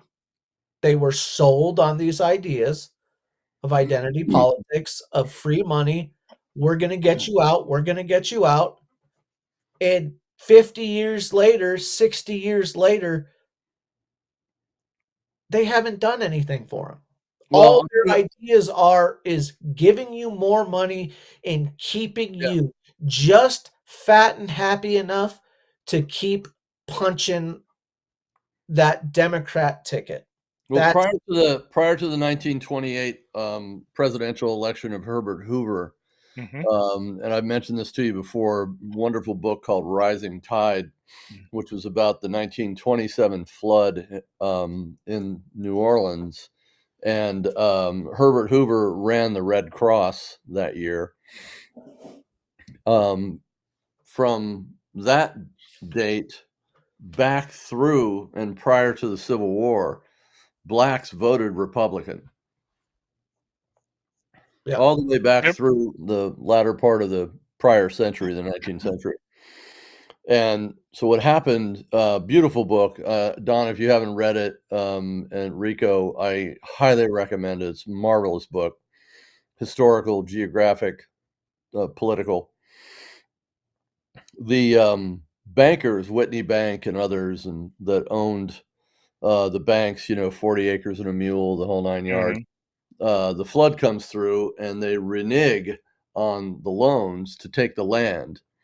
And what happened is very much like what we're seeing with Hurricane Milton, Helene, etc., is the displacement of people that move them north into the cities. What was happening at the same time in the latter part of the 20s was the rise of labor unions into the early 30s that were subsequently established. Taft-Hartley was established in 1934, which is collective bargaining, et cetera, et cetera. And so that convergence of people moving and societal change brought people over into the Democrat Party, and they've been there disproportionately ever since. I think Donald Trump, speaking of modern day, will be somewhere in the 15 to 21% draw, which will, no, not pardon my French, fucking decimate the Democrat vote district by district, state by state around the country. And it'll be real hard for Democrats to get them back. Yeah, well, I mean, it's sad that it's not a higher number. I mean, it's still shocking to me Could that be. African Just being Americans conservative. still back that horse. Like, if there was ever a giant headline of what Democrats think of African Americans, look no further than Kamala's sales pitch, her bribe. I'm going to give you $20,000 and legalize weed for you. Like, could you be, if that was a white person, they would have been crucified for racism. Acres and a mule, baby. Like, Yep. That's that it. is so offensive on so many levels. And there are enough smart individuals, enough smart African Americans that see that and are like, what the fuck, man? Like, why do they think so little of us? They think we can't get IDs to vote. Nope. Yep. It's only dumb white people who think that we're so inept that we can't get a driver's license or an identification card to vote, as if we don't need ID cards for anything else. So give me other than that. 25 grand and a blunt, and that'll do it. Don, what did you think What about they that think when you heard that of proposal? I'm sorry, buddy. Well, no, it was pandering at its worst, And look, when they do the thing about, legalizing recreational marijuana, I'm thinking, okay, these people are again talk about out of touch. Why would you think, unless you have a negative image of black people, black males in particular, would you ever throw that angle into your so-called proposal? Oh, by the way, this proposal to give out these $20,000 loans to start a business for black entrepreneurs is illegal. Yes, it is. It's illegal. Mm-hmm. I mean, Well, why would they, Don? Because they don't think anything of African Americans. No. They haven't. And you know this. You Mm-mm. made the flop. You made the switch, I should say. You talk about education. And that is the most important thing. If there were ever an issue to help African Americans overcome what they feel they still need to overcome, it would be education. Get an education, you get a better life. It's just that simple. You learn hard work. But somehow, fleecers have been able to sell specifically lower income communities on the idea that what you really need, instead of lessons in hard work and opportunities, is more free money. Yeah. And we know what's best for you. You give the money and the power to us, and we'll take care of you. Well, And when you don't want to talk about policies, Mhm. you stoke fear, and that's Don? what Harris is doing. And people have heard enough of it. You heard the barber in the barber shop in it was Detroit, wasn't it? Where Lawrence Jones was. I think so. Yeah, I Yeah, I think think it he was was in Detroit, Detroit. right? Mhm. And he goes, "Look, I don't know enough about her. I'm sure she's a nice person, but she hasn't convinced me that she can actually run this country." Right? And we're 18 days out, guys. Okay? I mean, if you're not reaching voters that you haven't convinced, you're screwed. And the amalgam of those voters, notwithstanding the cheating that'll go on the Democrat side, and the undervote of Trump, again, I'm 282 to 297 electoral. You saw my political report, whether you read it or not, I don't know. But I'm being very conservative. But I will tell you that for more than a month, my side bet has been 313 electoral votes plus. I don't believe he'll do a Mondale or Reagan and turn her into Mondale and she'll only win one state. I don't believe that. But what I do believe is it is very possible to be much worse than what it's going to be.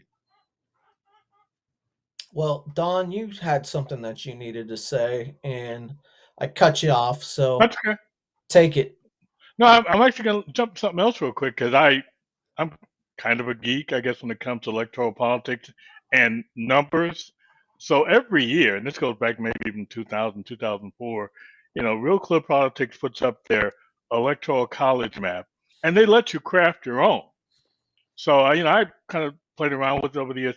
2016, when I finally got around to getting onto Facebook, um, I put up my own map, and I had Trump at like 286, something like that. And I'm thinking to myself, that's pretty damn optimistic. I did not, for example, I don't think I gave him the state of Pennsylvania. I don't think I gave him Excuse me. Wisconsin, for example.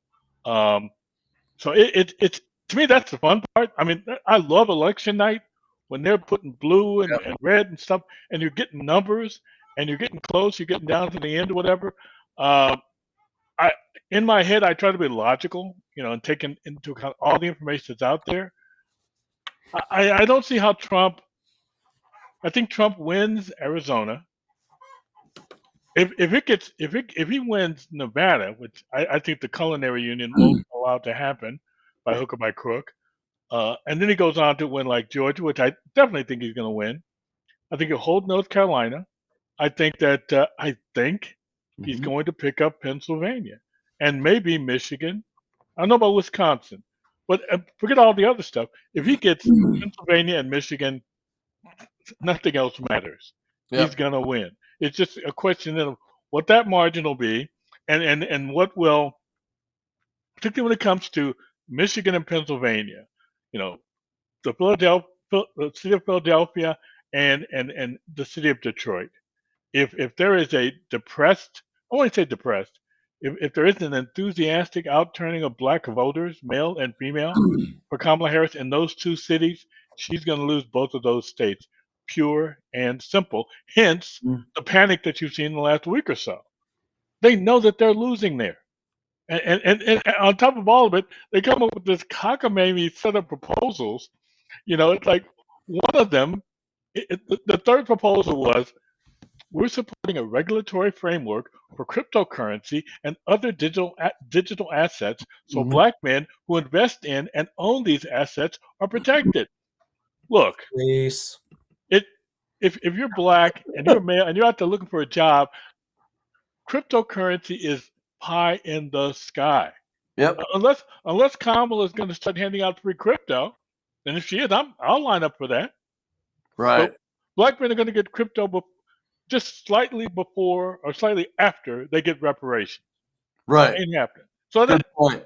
and it proves that this proposal was written by some white guys. Yeah. It's like, oh yeah, we'll throw this in there because we kind of, and if we put the word black men in it, then that'll make it relevant, and they're going to see it there, and they're going to say, oh, they're going to create this regulatory framework. Like we all need regulatory framework in order to succeed in life. I mean, these people are again so out of touch, and they're so wedded in their mentality about how to approach potential voters that they're losing them in droves. So I'll wait to see what happens on election night. But I would love to see a number that comes out that says that Trump either meets or exceeds Richard Nixon's 22% in 19. If that happens, you're going to see Van Jones will be on the floor in a fetal Hmm. thumb sucking position over that. Like it's gonna blow his. I just want to see his reaction. Everybody It's else gonna don't care. be it's going to be, and this is me being ultra conservative, guys. It's gonna be higher teens. Hmm. I mean, I'm saying 17, 18 plus or minus 2, 19 to 21 plus or minus 2, but he literally has tripled right now just in polling, no votes, right? Just in polling, his numbers since 2016, right? Mhm. Which is Right. huge enough to begin with. Right. And if you go back in your memory to last night with the dais of individuals, who'd you have up there but Mr. Nikki Haley himself, Ken Langone, the founder of Home Depot. Hmm. Anti-Trump, he was with Trump in 20, he was with him in 2016. You had 5 other billionaires up there, 3 of whom were not pro-Trump in 2024. Guess what? They are now. They know where the country's headed. Whether they're partially leading it there or not is not the point. And on top of that, you have voters who are smarter than the average bear and are not given credit for it, in my assessment over the years. And these guys are like, look, you don't give me a contrast between white wine or red wine with dinner. I'm just going to choose what I know I'm comfortable with. And that's it. And that's where they're at. They may not like him. There's a great Jewish commercial by a third party group today. 3 Jewish women sitting in a diner going, I'm a Democrat. I don't even like Trump. He goes, but Kamala? We go, what about Kamala? They go, no, she can't do it. I'm voting for him. Right? So those little interest groups are starting to percolate out. It's the first time I've seen that ad 18 days out. You're going to start seeing more and more of that. And there are reports out there today that Nikki Haley, I guess, is in some negotiations. I'm not sure what She'll that's going show to up. come She to will. campaign with Trump. And look, Yep. as a political move, it's smart for her in terms of her future in the Republican Party because she can advocate for things, and she's been on a number of shows I've seen her. She's been pretty good about it. She said, "Look, Mhm. I don't happen to agree with Donald Trump about everything, but these essential things that voters look for, I believe he's on the right track." So What you we get her talked out there about a saying couple of that. weeks That's ago. a good idea. Hmm. Immigration, the economy, Yep. national security, Yep. crime, taxes, right? And they will bring her out at the right time, and she'll be just a little southern scythe that just goes and takes the head off of any of these anti-Trump Republicans or undecideds and brings them over, right? Because they can't get past the personality, the misogyny, or whatever with Trump, and aren't seeing the policies clear-eyed. But she'll be out on the campaign trail, I would say, within a week. Yeah. Can I say something real quick about anti-Trump Republicans? Look, I mean, Hang I on, understand. I gotta get my basket here so I can throw up. No, Okay. go ahead. I'm No, sorry. it's just, and I've been that to some degree but I've both. It's like, and I've said he's the most confounding politician I've ever been exposed to. Mm. But at the end of the day, look, I dislike a lot of things he's done. And I can understand and I can support any Republican says, you know what, I don't like that. I'm not going to vote for him. That's fair. I think that's okay. But you're not going to convince me I'm going to vote for Kamala Harris. I'm sorry, the Jeff Duncans of the world, the Lynn Cheneys of the world, and all these other so-called Republicans for Kamala. Like, well, then you're conservatives, so Republicans. What about her in terms of policies that she would actually implement as president? Would you actually support? Or are you just mad at Trump to the extent that I'm just gonna that I'll never get, and I don't get angry much, but those that makes my blood boil. Like I Yep. said, I can respect someone says I'm just gonna stay at home. I've seen enough of Trump. I just can't get behind that. When you go over to that other side, to the extreme left, and say I'm supporting that simply because I dislike Donald Trump, that makes no sense. I'm sorry. I just don't like those people, and I'm going to love to see their reaction on election night. Yeah. Big dog.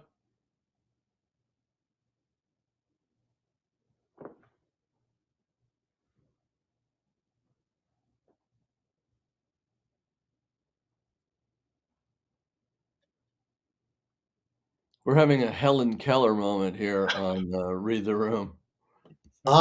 Read the lips. Read the lips. Sorry, my chickens That's were okay. clucking in the background. That's all right. We like chickens clucking.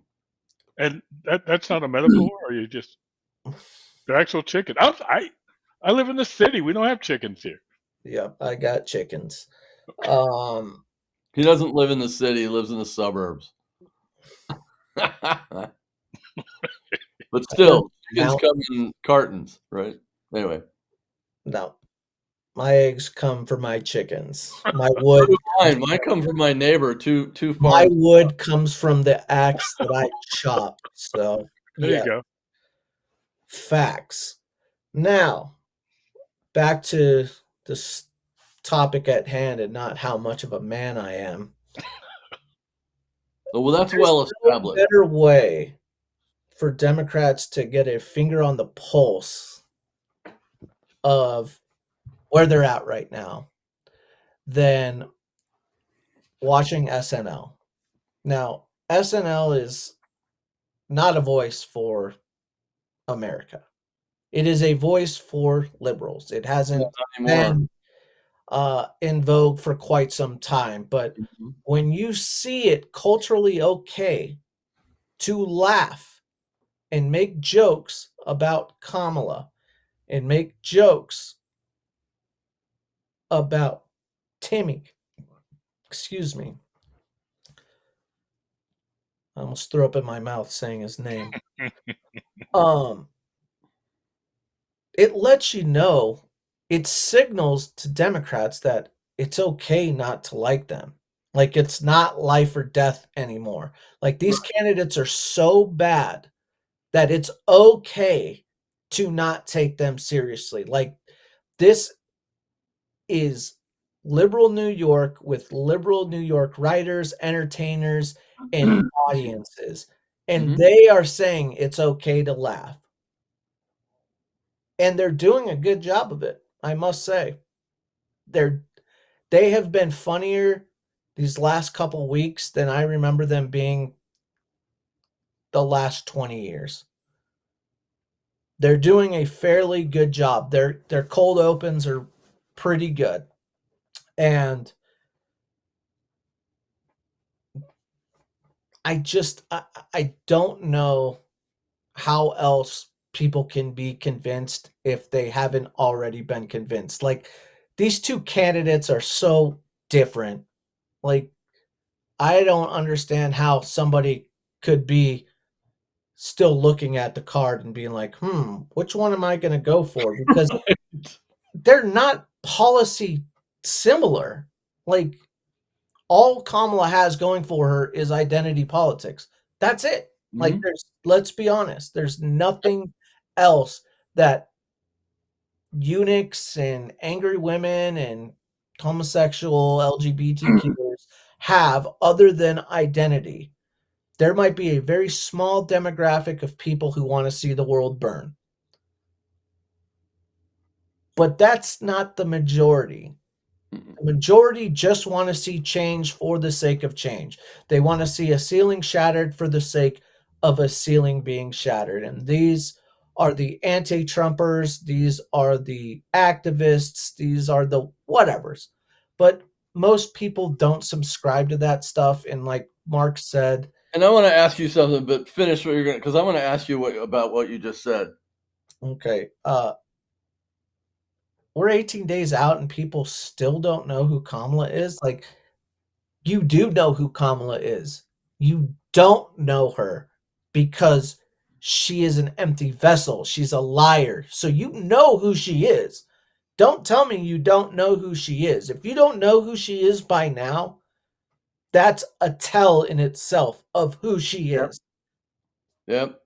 Do you guys, I'm asking almost a rhetorical question, but do you guys believe, like I do, or like you do individually, that this glass ceiling Ah, argument is mm. as stale as a loaf of bread that's been sitting in the sun for 3 weeks? I just don't think it plays with anyone other than people inside that little bubble who couldn't think outside of their own self. Um, Women still want to see a woman president. Like, I think that still hits. Women will vote for a woman just because it's a woman, just to see it done. Like, there's women out there say they're about policy, they're about this, that, and the other, but at the end of the day, it's about ceiling shattering. I And know more women that think that is someone sitting in the back seat than in the front seat, but I get what you're saying. Don, what do you think about that? Well, it was a notion tried in 2016 as if this is a great thing. And oh, by the way, it'd be a good thing, but we need to have a woman that's actually going to be able to do the job, to be competent and centered and genuinely reflective of what the country is. And Kamala Harris clearly is not that. Hillary Clinton had a decent resume, pretty much, but it was just her personality. She's unlikable. Kamala yeah, is inexperienced, thin resume, and people don't like her. and don't get me wrong, okay? I'm not saying that women are going to vote for Kamala just because she's a woman. I'm talking more along the lines of, let's say the candidates are kind of similar. Okay, Excuse me. you you're looking at it and you're like, this one does this a little differently, this one does that a little differently, but overall, they're kind of gonna make us go in the right direction. They're gonna pick the woman. 9 times out of 10, they're gonna pick the woman. And I get it. Um, doesn't make it right, but it's with this election, it's so blatantly obvious that one of the candidates is over their head. Like, at least with Hillary, like, she Mhm. was a politician. Love her, hate her, she knew what she was doing. Now, I don't agree with what she was doing. I don't agree with how infested her fingers are into the deep state and how powerful that family name has become. But the bottom line is she's served in different positions. She was a former first lady, and she's not dumb as a sack of nails. Like, Kamala is just not right. She's kind of just, I don't It's know, there. stupid, bad on her feet, uh, can only regurgitate what's been uh, implanted into her brain. Like, she's got a microprocessor in there that says, turn the page, I'm from the middle class, blah, blah, blah. So I think the whole ceiling shattering thing is more stale than it was 4 years ago, without a doubt. All right. But I think there's a good portion of women that still want to see a female ascend to the throne. Well, yes, I think that's intrinsic per se, but again, most of the women I know are working professionals and are like, look, I want to be judged on merit, not on gender. But It isn't that isn't still out there. It's just been an Well, old law that's been around for almost 55 years, and it hasn't produced much other than coercion, both in the law and a little bit in society. But people want to be judged on their own merit. Don, what are your thoughts about how Black people today want to be perceived different from, in the time we've got left, from 20 years ago, almost 30 years ago? I'll put it in this context: the election of Obama, and then 14 years prior to that, which was Rodney King and the OJ era, and then we jump back into, because the 80s are just cocaine and fun time, right? I'm not going to count the 80s. Back into the 70s, when we really had some shit going on and problems that were not resolved 10 years hence the 64 Civil Rights Act. What are Well, your thoughts about that? Again, I go to one term all the time now, and it helps me to kind of crystallize my own identity when it comes to politics. It is that thing about self-determination, and the extent to which Black people are getting away from the Democrats and what they've been offering. It's just the mindset that, you know what, I think I can do okay. I'm just, again, get out of my way, give me the opportunity to make something of myself so I Mhm. can compete for the things that are out there to get, and I'll be good. So I think the rejection of the Democrats comes down to, wait, I don't need your help. I mean, I don't need that. Don't give me what I. It's like, don't give me a fish. Let me teach myself, or you show me what I need to do in order to be. As long as they can do that, they'll be great. But they're never going. They are so wedded to this uh, nanny state. Even outgrowth of the Great Society. Let's give them something, and because Mhm. we're never going to improve their lives to the extent that they can do for themselves. So to get them to vote, let's give them something. Let's so So give I them a I think that's welfare very check question important. for you, and a Don. blunt. Yep. I got a question. Sure. Why do you think it is that politicians, either Republican or Democrat, has really tried to sell white people on that idea of free handouts? Like, I get the whole erasing college debt, which is once again another glaring vision of what they think of white people as Mhm. opposed to what they think of black people by just giving them free money and weed. But why haven't they targeted them with those type of stereotypical things like, hey, we're going to give you vouchers for mayonnaise and ranch dressing, and um, here's $20,000, because most people will take $20,000 to start a business. I mean, let's be honest, people will take free money, especially people without. Well, That's just what it is. But why is it that they haven't tried that with white people? well, the reason why they try it, and to the extent that it works to get black people out to vote, is because black people are starting from, or have created, this deficit that we're in. So it is attractive for somebody to say, okay, you're not doing so well, we're going to hand you something. Instead of saying, long term, if you do X, Y, and Z, you're going to get these things on your own. But again, the reason they keep doing it is because it works. The reason why it won't work with white people is they're more stable households, and they generate from that more lasting and sustainable income, and they're better able to thrive in the general culture. Black people, again, since the civil rights era, the 60s and whatever, the opportunities have been there. It's just that too many black people have chosen not to do what they need to do. It's easy to sit back and say, or to talk about the things that are affecting you externally, to excuse the things that you won't do for yourself. So it's like, oh, the cops are this, or Republicans are racist, or what have you. Yeah, that's a really good excuse. Because at the end of the day, when you fail, that's your fallback. Well, the Republicans are keeping us down, or the government, or the cops, or this or that. black people. Uh, I would vote for a black politician, Democrat or otherwise, who would just tell black people the truth. You're in a hole, man, and the only way you're going to get yourself out is with your own efforts. And we'll get you out of the way. But the only way you're ever going to make it is stabilize your families, stabilize your communities, build a basis for economic growth within your communities, and you will thrive. It's going to take a while. Not going to be overnight. Not going to be money coming from the government like manna from heaven.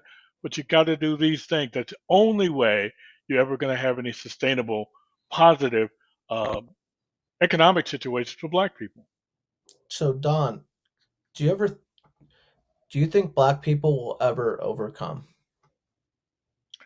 Well, it depends on how you define overcoming. It's like, yeah, because again, I just think that it's within us. That's the thing, and we all know that it is. Mm-hmm. But it's going to take effort. You can't let people skip the line or give them free money or forgive this debt or whatever.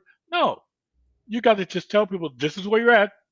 And any person, forget being a Black person, every person in life has reached that point where they've assessed where they're at and have determined where they need to go and have figured out these are the things I need to do to get to there from here. So, Absolutely. Absolutely. Democrats just won't do that. I wish that in terms of people with victimhood ideology, specifically within African American communities, when looking for answers of how to get out, look no further than the black quarterback. Doug Williams wasn't given a job. Nope.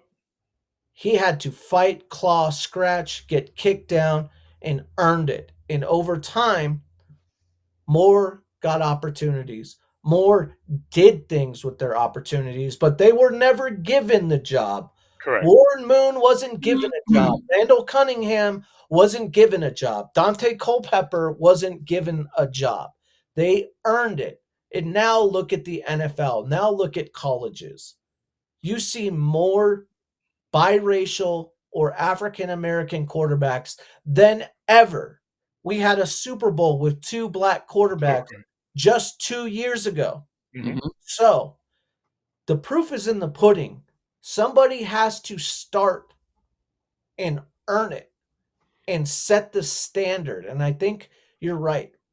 It's overcoming is in Americans' genes. Right. Not just African Americans, not Hispanics, Correct. Chinese. I think humans in general have the ability to overcome, but Americans have been bred with that idea of overcoming, succeeding, Right. sweat off our back, sweat off our brow, hard work. So Barrett over Melanin. You guys have heard me say that a million times. yeah, I appreciate Content your candidness with that obviously, stuff. over color. Yeah. And I mean, so my love of Black people in the country, Americans, is unbounded. My respect for who they are in our culture because of what they bring and the distinct value that they have is unbounded. And it's unlimited because I don't have a fence around what I think any human being is capable of. I don't care who they are and where they come from. And that is because we're Americans, right? At the same time, what you do see, and we don't have to go into it now because with the limited time we've got, but what you do see is, I mean, Black folks are 13.4% of the population. White people are 61.8, 61.7% of the population. You have in industry, society, education, etc., systems and structures that can keep people down. And sadly, the gateway to a better life typically is, as you guys have said, a good education. If you have a disproportionate number of children that can't read, do math, they won't succeed and they will drift onto the street. You know that I've been involved for almost 5 years now in the fatherhood issue with Jack Brewer. You got 18 million children in this country that don't have two parents. Yep. And they're disproportionately of one skin color, and that's horrible. And that will change in 18 days if this gentleman over my right shoulder is reelected as the 47th president. But in the interim, and even after that, we all have a job to do, which is to make sure that if there is a renaissance of civil rights and outreach of opportunity, that everyone can reach it. And that includes the 36% of Hispanic folks that are here, the 9%, 7% of Asians, and so on and so forth. I look at everybody as American. I mean, I wasn't raised to look at color. I didn't grow up that way. I look at the individual. If they want to be an asshole and they happen to be Lebanese, then great. Fine, then you're an asshole. Right? But at the end of the day, we've got an opportunity to continue to move society forward, grow it and build it, and drive forward to the future, because we are full of liberty, freedom, and opportunity here, much less so in other countries because of the way their governments are structured. So I look at the opportunity as being unbridled, quite frankly. But somebody needs a hand up, then that's your duty to go help them. Absolutely. It's what we've been taught. Judeo-Christian beliefs, Jesus taught helping others. And, Mhm. I get why people, specifically Christians, Catholics, faith believers, turn to the Democrat Party because, it seemed like it was the one that wanted to help. It would divert funds to help these causes, to help your man that was beaten down, that needed a little bit extra help, because that's what we were taught. We Mhm. were taught service. We were taught forgiveness. And unfortunately, or fortunately, I should say, thanks to the amount of new media that we have, we've seen the fleecing jobs that have happened in these communities. And now it's time to get those funds where they need to go, and for people to watch out for people again. Yeah.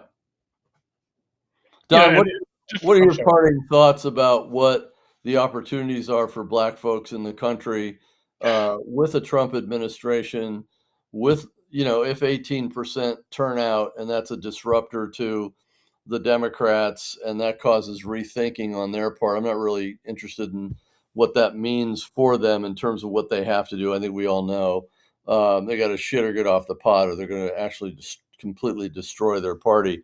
But what does that mean for Black folks with a Trump policies, the way they were before? If you Well, remember what the guy at the barbershop said this mhm. morning, because I thought that was just amazing. On one side of it, I don't think that Trump needs to have targeted programs or policies for Black people, Mm. with one exception. And I would say on day one, Trump should come out and announce, and again, this is my pet peeve, he should announce a national emergency with regard to education in Yep. general, but specifically for Black children. That I would support. And he would Mhm. say, look, we're going to either close down this damn Department of Education, or they're going to get in line and they're going to demand in these inner city school districts that these standards get met. Pure and simple. I'll give them 1 year to show me some positive growth. Otherwise, I'm shutting the whole damn thing down and Mhm. telling the rest of the country that they are getting robbed by these school districts and these teachers unions because they're not educating Black kids. So that is what I'd love to see. Well, you take that money actually, and I mean, I know colleagues of mine that are in the charter school movement, Hmm. and they're looking at Hmm. taking these, and Ricky, it's billions of dollars that are given out, billions. It's ridiculous, and going, okay, we're done, and they move it into this private sector, quasi I'd go nonprofit for that. Hmm. charter school environment, and that just Hmm. flourishes like crocuses in a spring garden. In the 2025 to 26 education year. So yeah, you give them or 2026 to 27. So you give them a year, right? Yeah. Give them a year to perform. Otherwise, yeah, you're done. And You're if with that year, I want to see, you see, I think it would take longer than a year personally. I think I would need to see 2 or 3 because what they would need to do is allocate the funds the right way. Like, I don't wanna see public schools go wayside. I wanna see public schools get better. I don't wanna see it replaced by private schools because public schools was a staple of this country. I want to see teachers paid better because you pay them better, maybe there's going to be a little bit more effort. They need better resources. They need better resources at the homes of the students. There needs to be more accountability with the parents.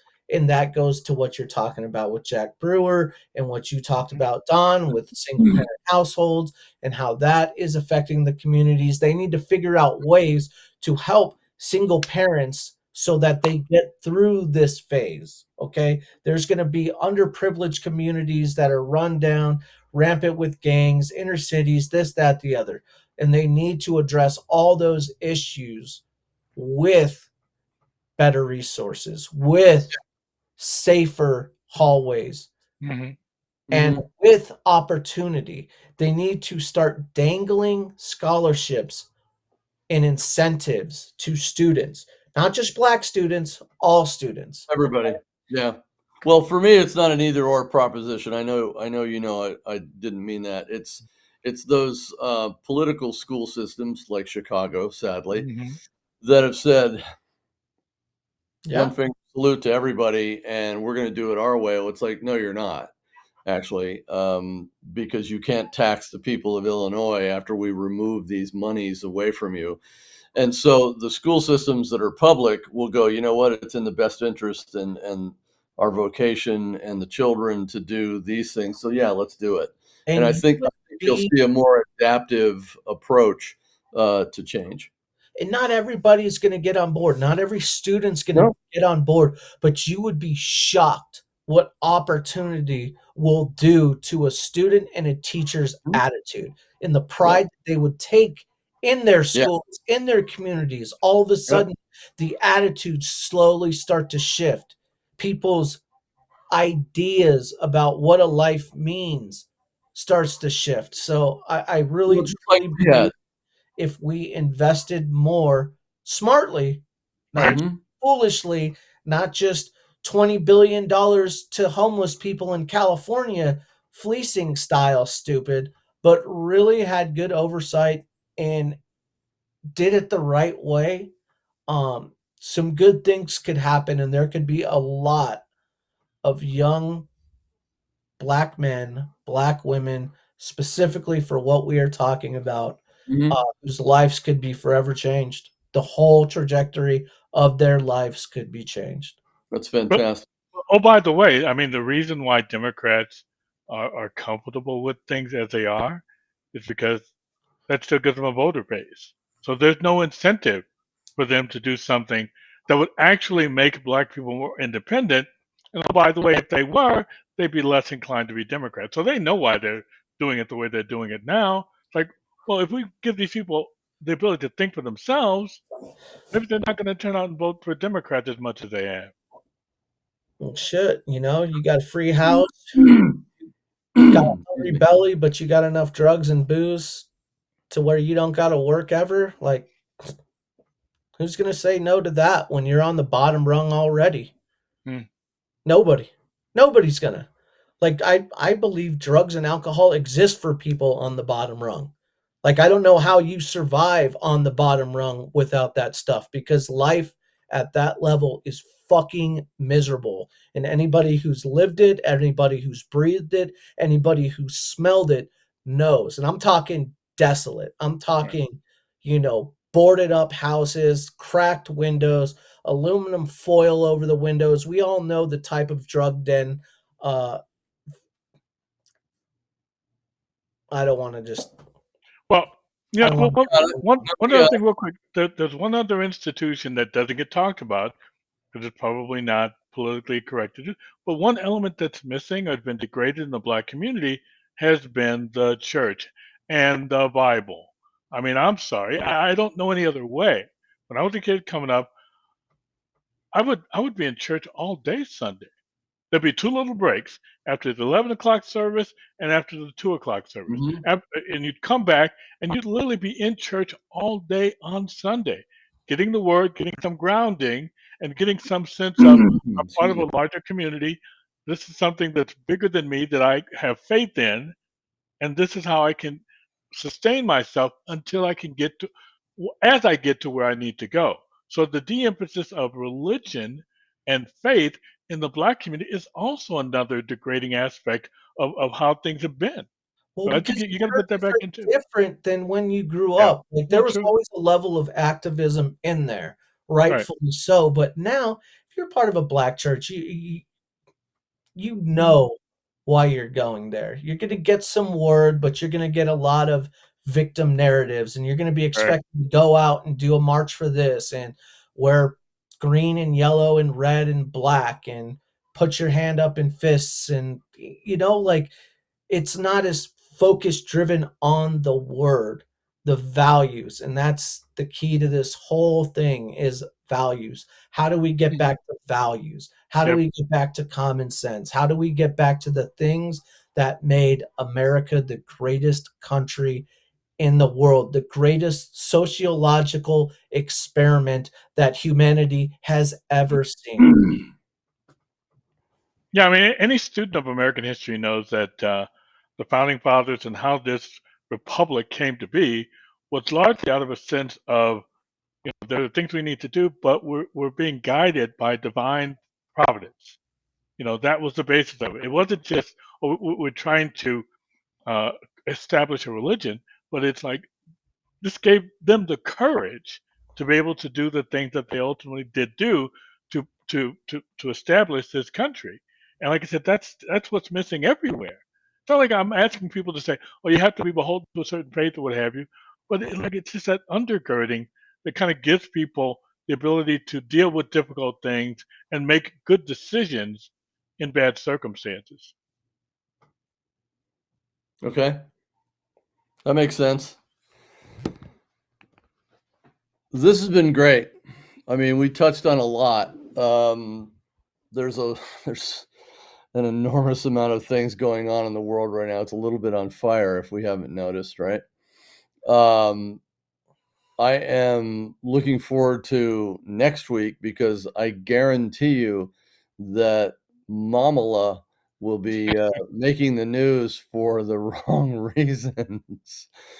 And we may see even a further demographic shift over to the gentleman over my right shoulder. We'll see, right? We still got 18 days to go. We haven't counted all the votes yet. But early voting in some of the swing states on our side of the aisle is looking quite good. Quite good. So keep reading, keep thinking. We will be in touch as we usually are with one another. And we will definitely go from there. All right. Sounds good. Early voting starts tomorrow here in Nevada, so me and the Mm-hmm. missus will be first in line. Yeah, it's already started here in the Commonwealth. So Mindy and I are going on Monday. Good, good, good. Everybody must vote. Everybody must get out and vote early. GOTV, baby. Cannot wait to the last day. If Nope. there's gonna be shenanigans, do not think that shenanigans aren't coming. Yep. You know there's gonna be shenanigans 2 or 3 days before. You know there's gonna be shenanigans on the days and the days following. So make sure you punch that vote in early because it's gotta count. This is very important election. Yeah, I There's read no a getting story out. a couple of days ago in Breitbart where 53 counties in Michigan, you guys, had 100% voter registration. As it should. I mean, Oh, No, I mean, that is shenanigans, okay? Because that's bullshit, all right? 100%? 100% in 53 counties in one state. Get the fuck out of here, all That's right? that's Soviet style. Oh, yeah. Normal numbers, just out of curiosity. What It is a normal completely varies, but I mean, you're talking, 60%. let's say on the highest end, you know, Couldn't tell you that off the top of my head, but I will get that information for you, but, 100%? 100%. You see, my initial reaction was good. That's how it should be because here I am being ignorant thinking like, Uh, "That's a good yeah, thing. Everybody wants to get out and vote. That's important." Then after you guys say, why don't you think about what you just endorsed?" Yeah, that does seem a little bit fishy that 100% of the people in 53 counties in Michigan Yeah. are registered to vote. That seems like, I don't know, a mathematical anomaly. Yeah. Let me see if I can pull this down real quick. That's by county, though. Counts Save by it for the county. next time. It'll give Yeah, us something to it's talk about. so I'll put it this way. Well, you know what? I'll just do it by congressional district. The heck with it. Here, I'll do it this way. This is in the Commonwealth of Virginia for September of this year. Um,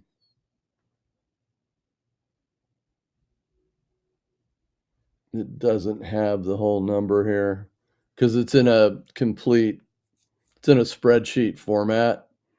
And okay, so congressional district 1. Okay, so that's down south. Here, I'll show you real quick. Well, I can just say this has been a great sign off to the show. I mean, I know, right? It's incredible. Is that number 2? No, that's not number 2. you know, he's Under serious. just precincts. So no, I can't get the whole thing here for you, Shenanigans. like Shenanigans. I call shenanigans. in one number. I don't know why. That's kind of weird. Um, Why would they make it easy for us? You know, well, we love our bureaucrats to some extent. All right, so that's the end of one. Let me see. No, I can't give it to you off the top of my head. it's almost like they make it so difficult that they have to make a job just to read it. And it's 200 pages, so Right. no, I'm not doing that. Oh, here we go. Out of 8.5 million Virginians, and you guys get to do this math, 5.97 are registered to vote. 60%. Yeah. About There 60, you go. I 65. mean, I usually think it's in the 60 percentile. I just didn't want to guess, right? Sounds So about right. the whole Michigan thing, whoa. Okay. So Mark, real quick, any chance that Virginia might go red? In congressional districts, yes, like Virginia 7, yes.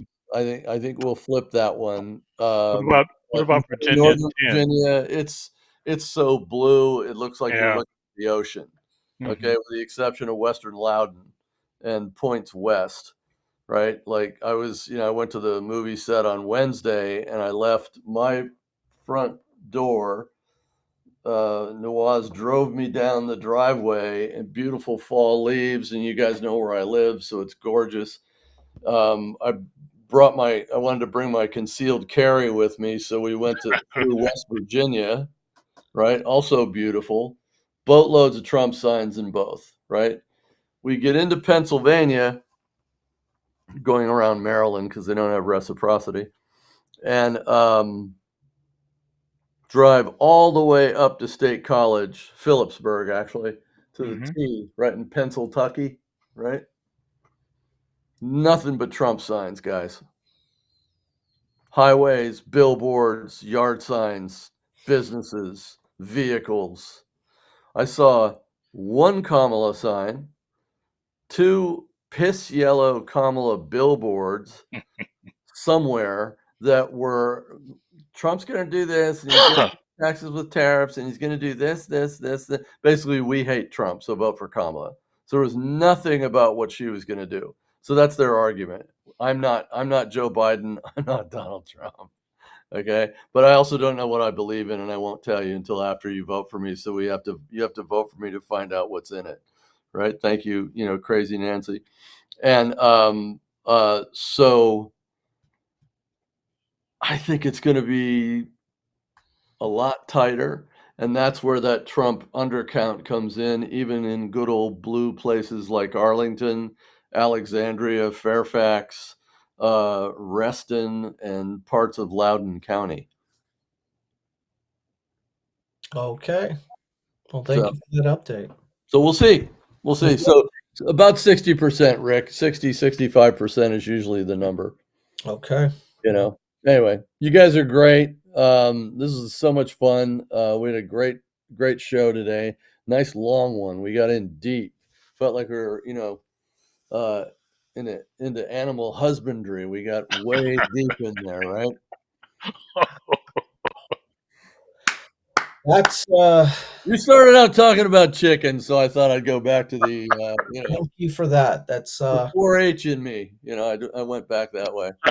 well, I was ready to get back on the internet, but I think I need a couple more hours. So thank you for that. After you go into the bathroom and hurl from that image that I just placed in your head. Beautiful life. Right. Absolutely. Absolutely. All right, you guys have a great weekend. We'll talk next week. Alrighty. See ya. Bye.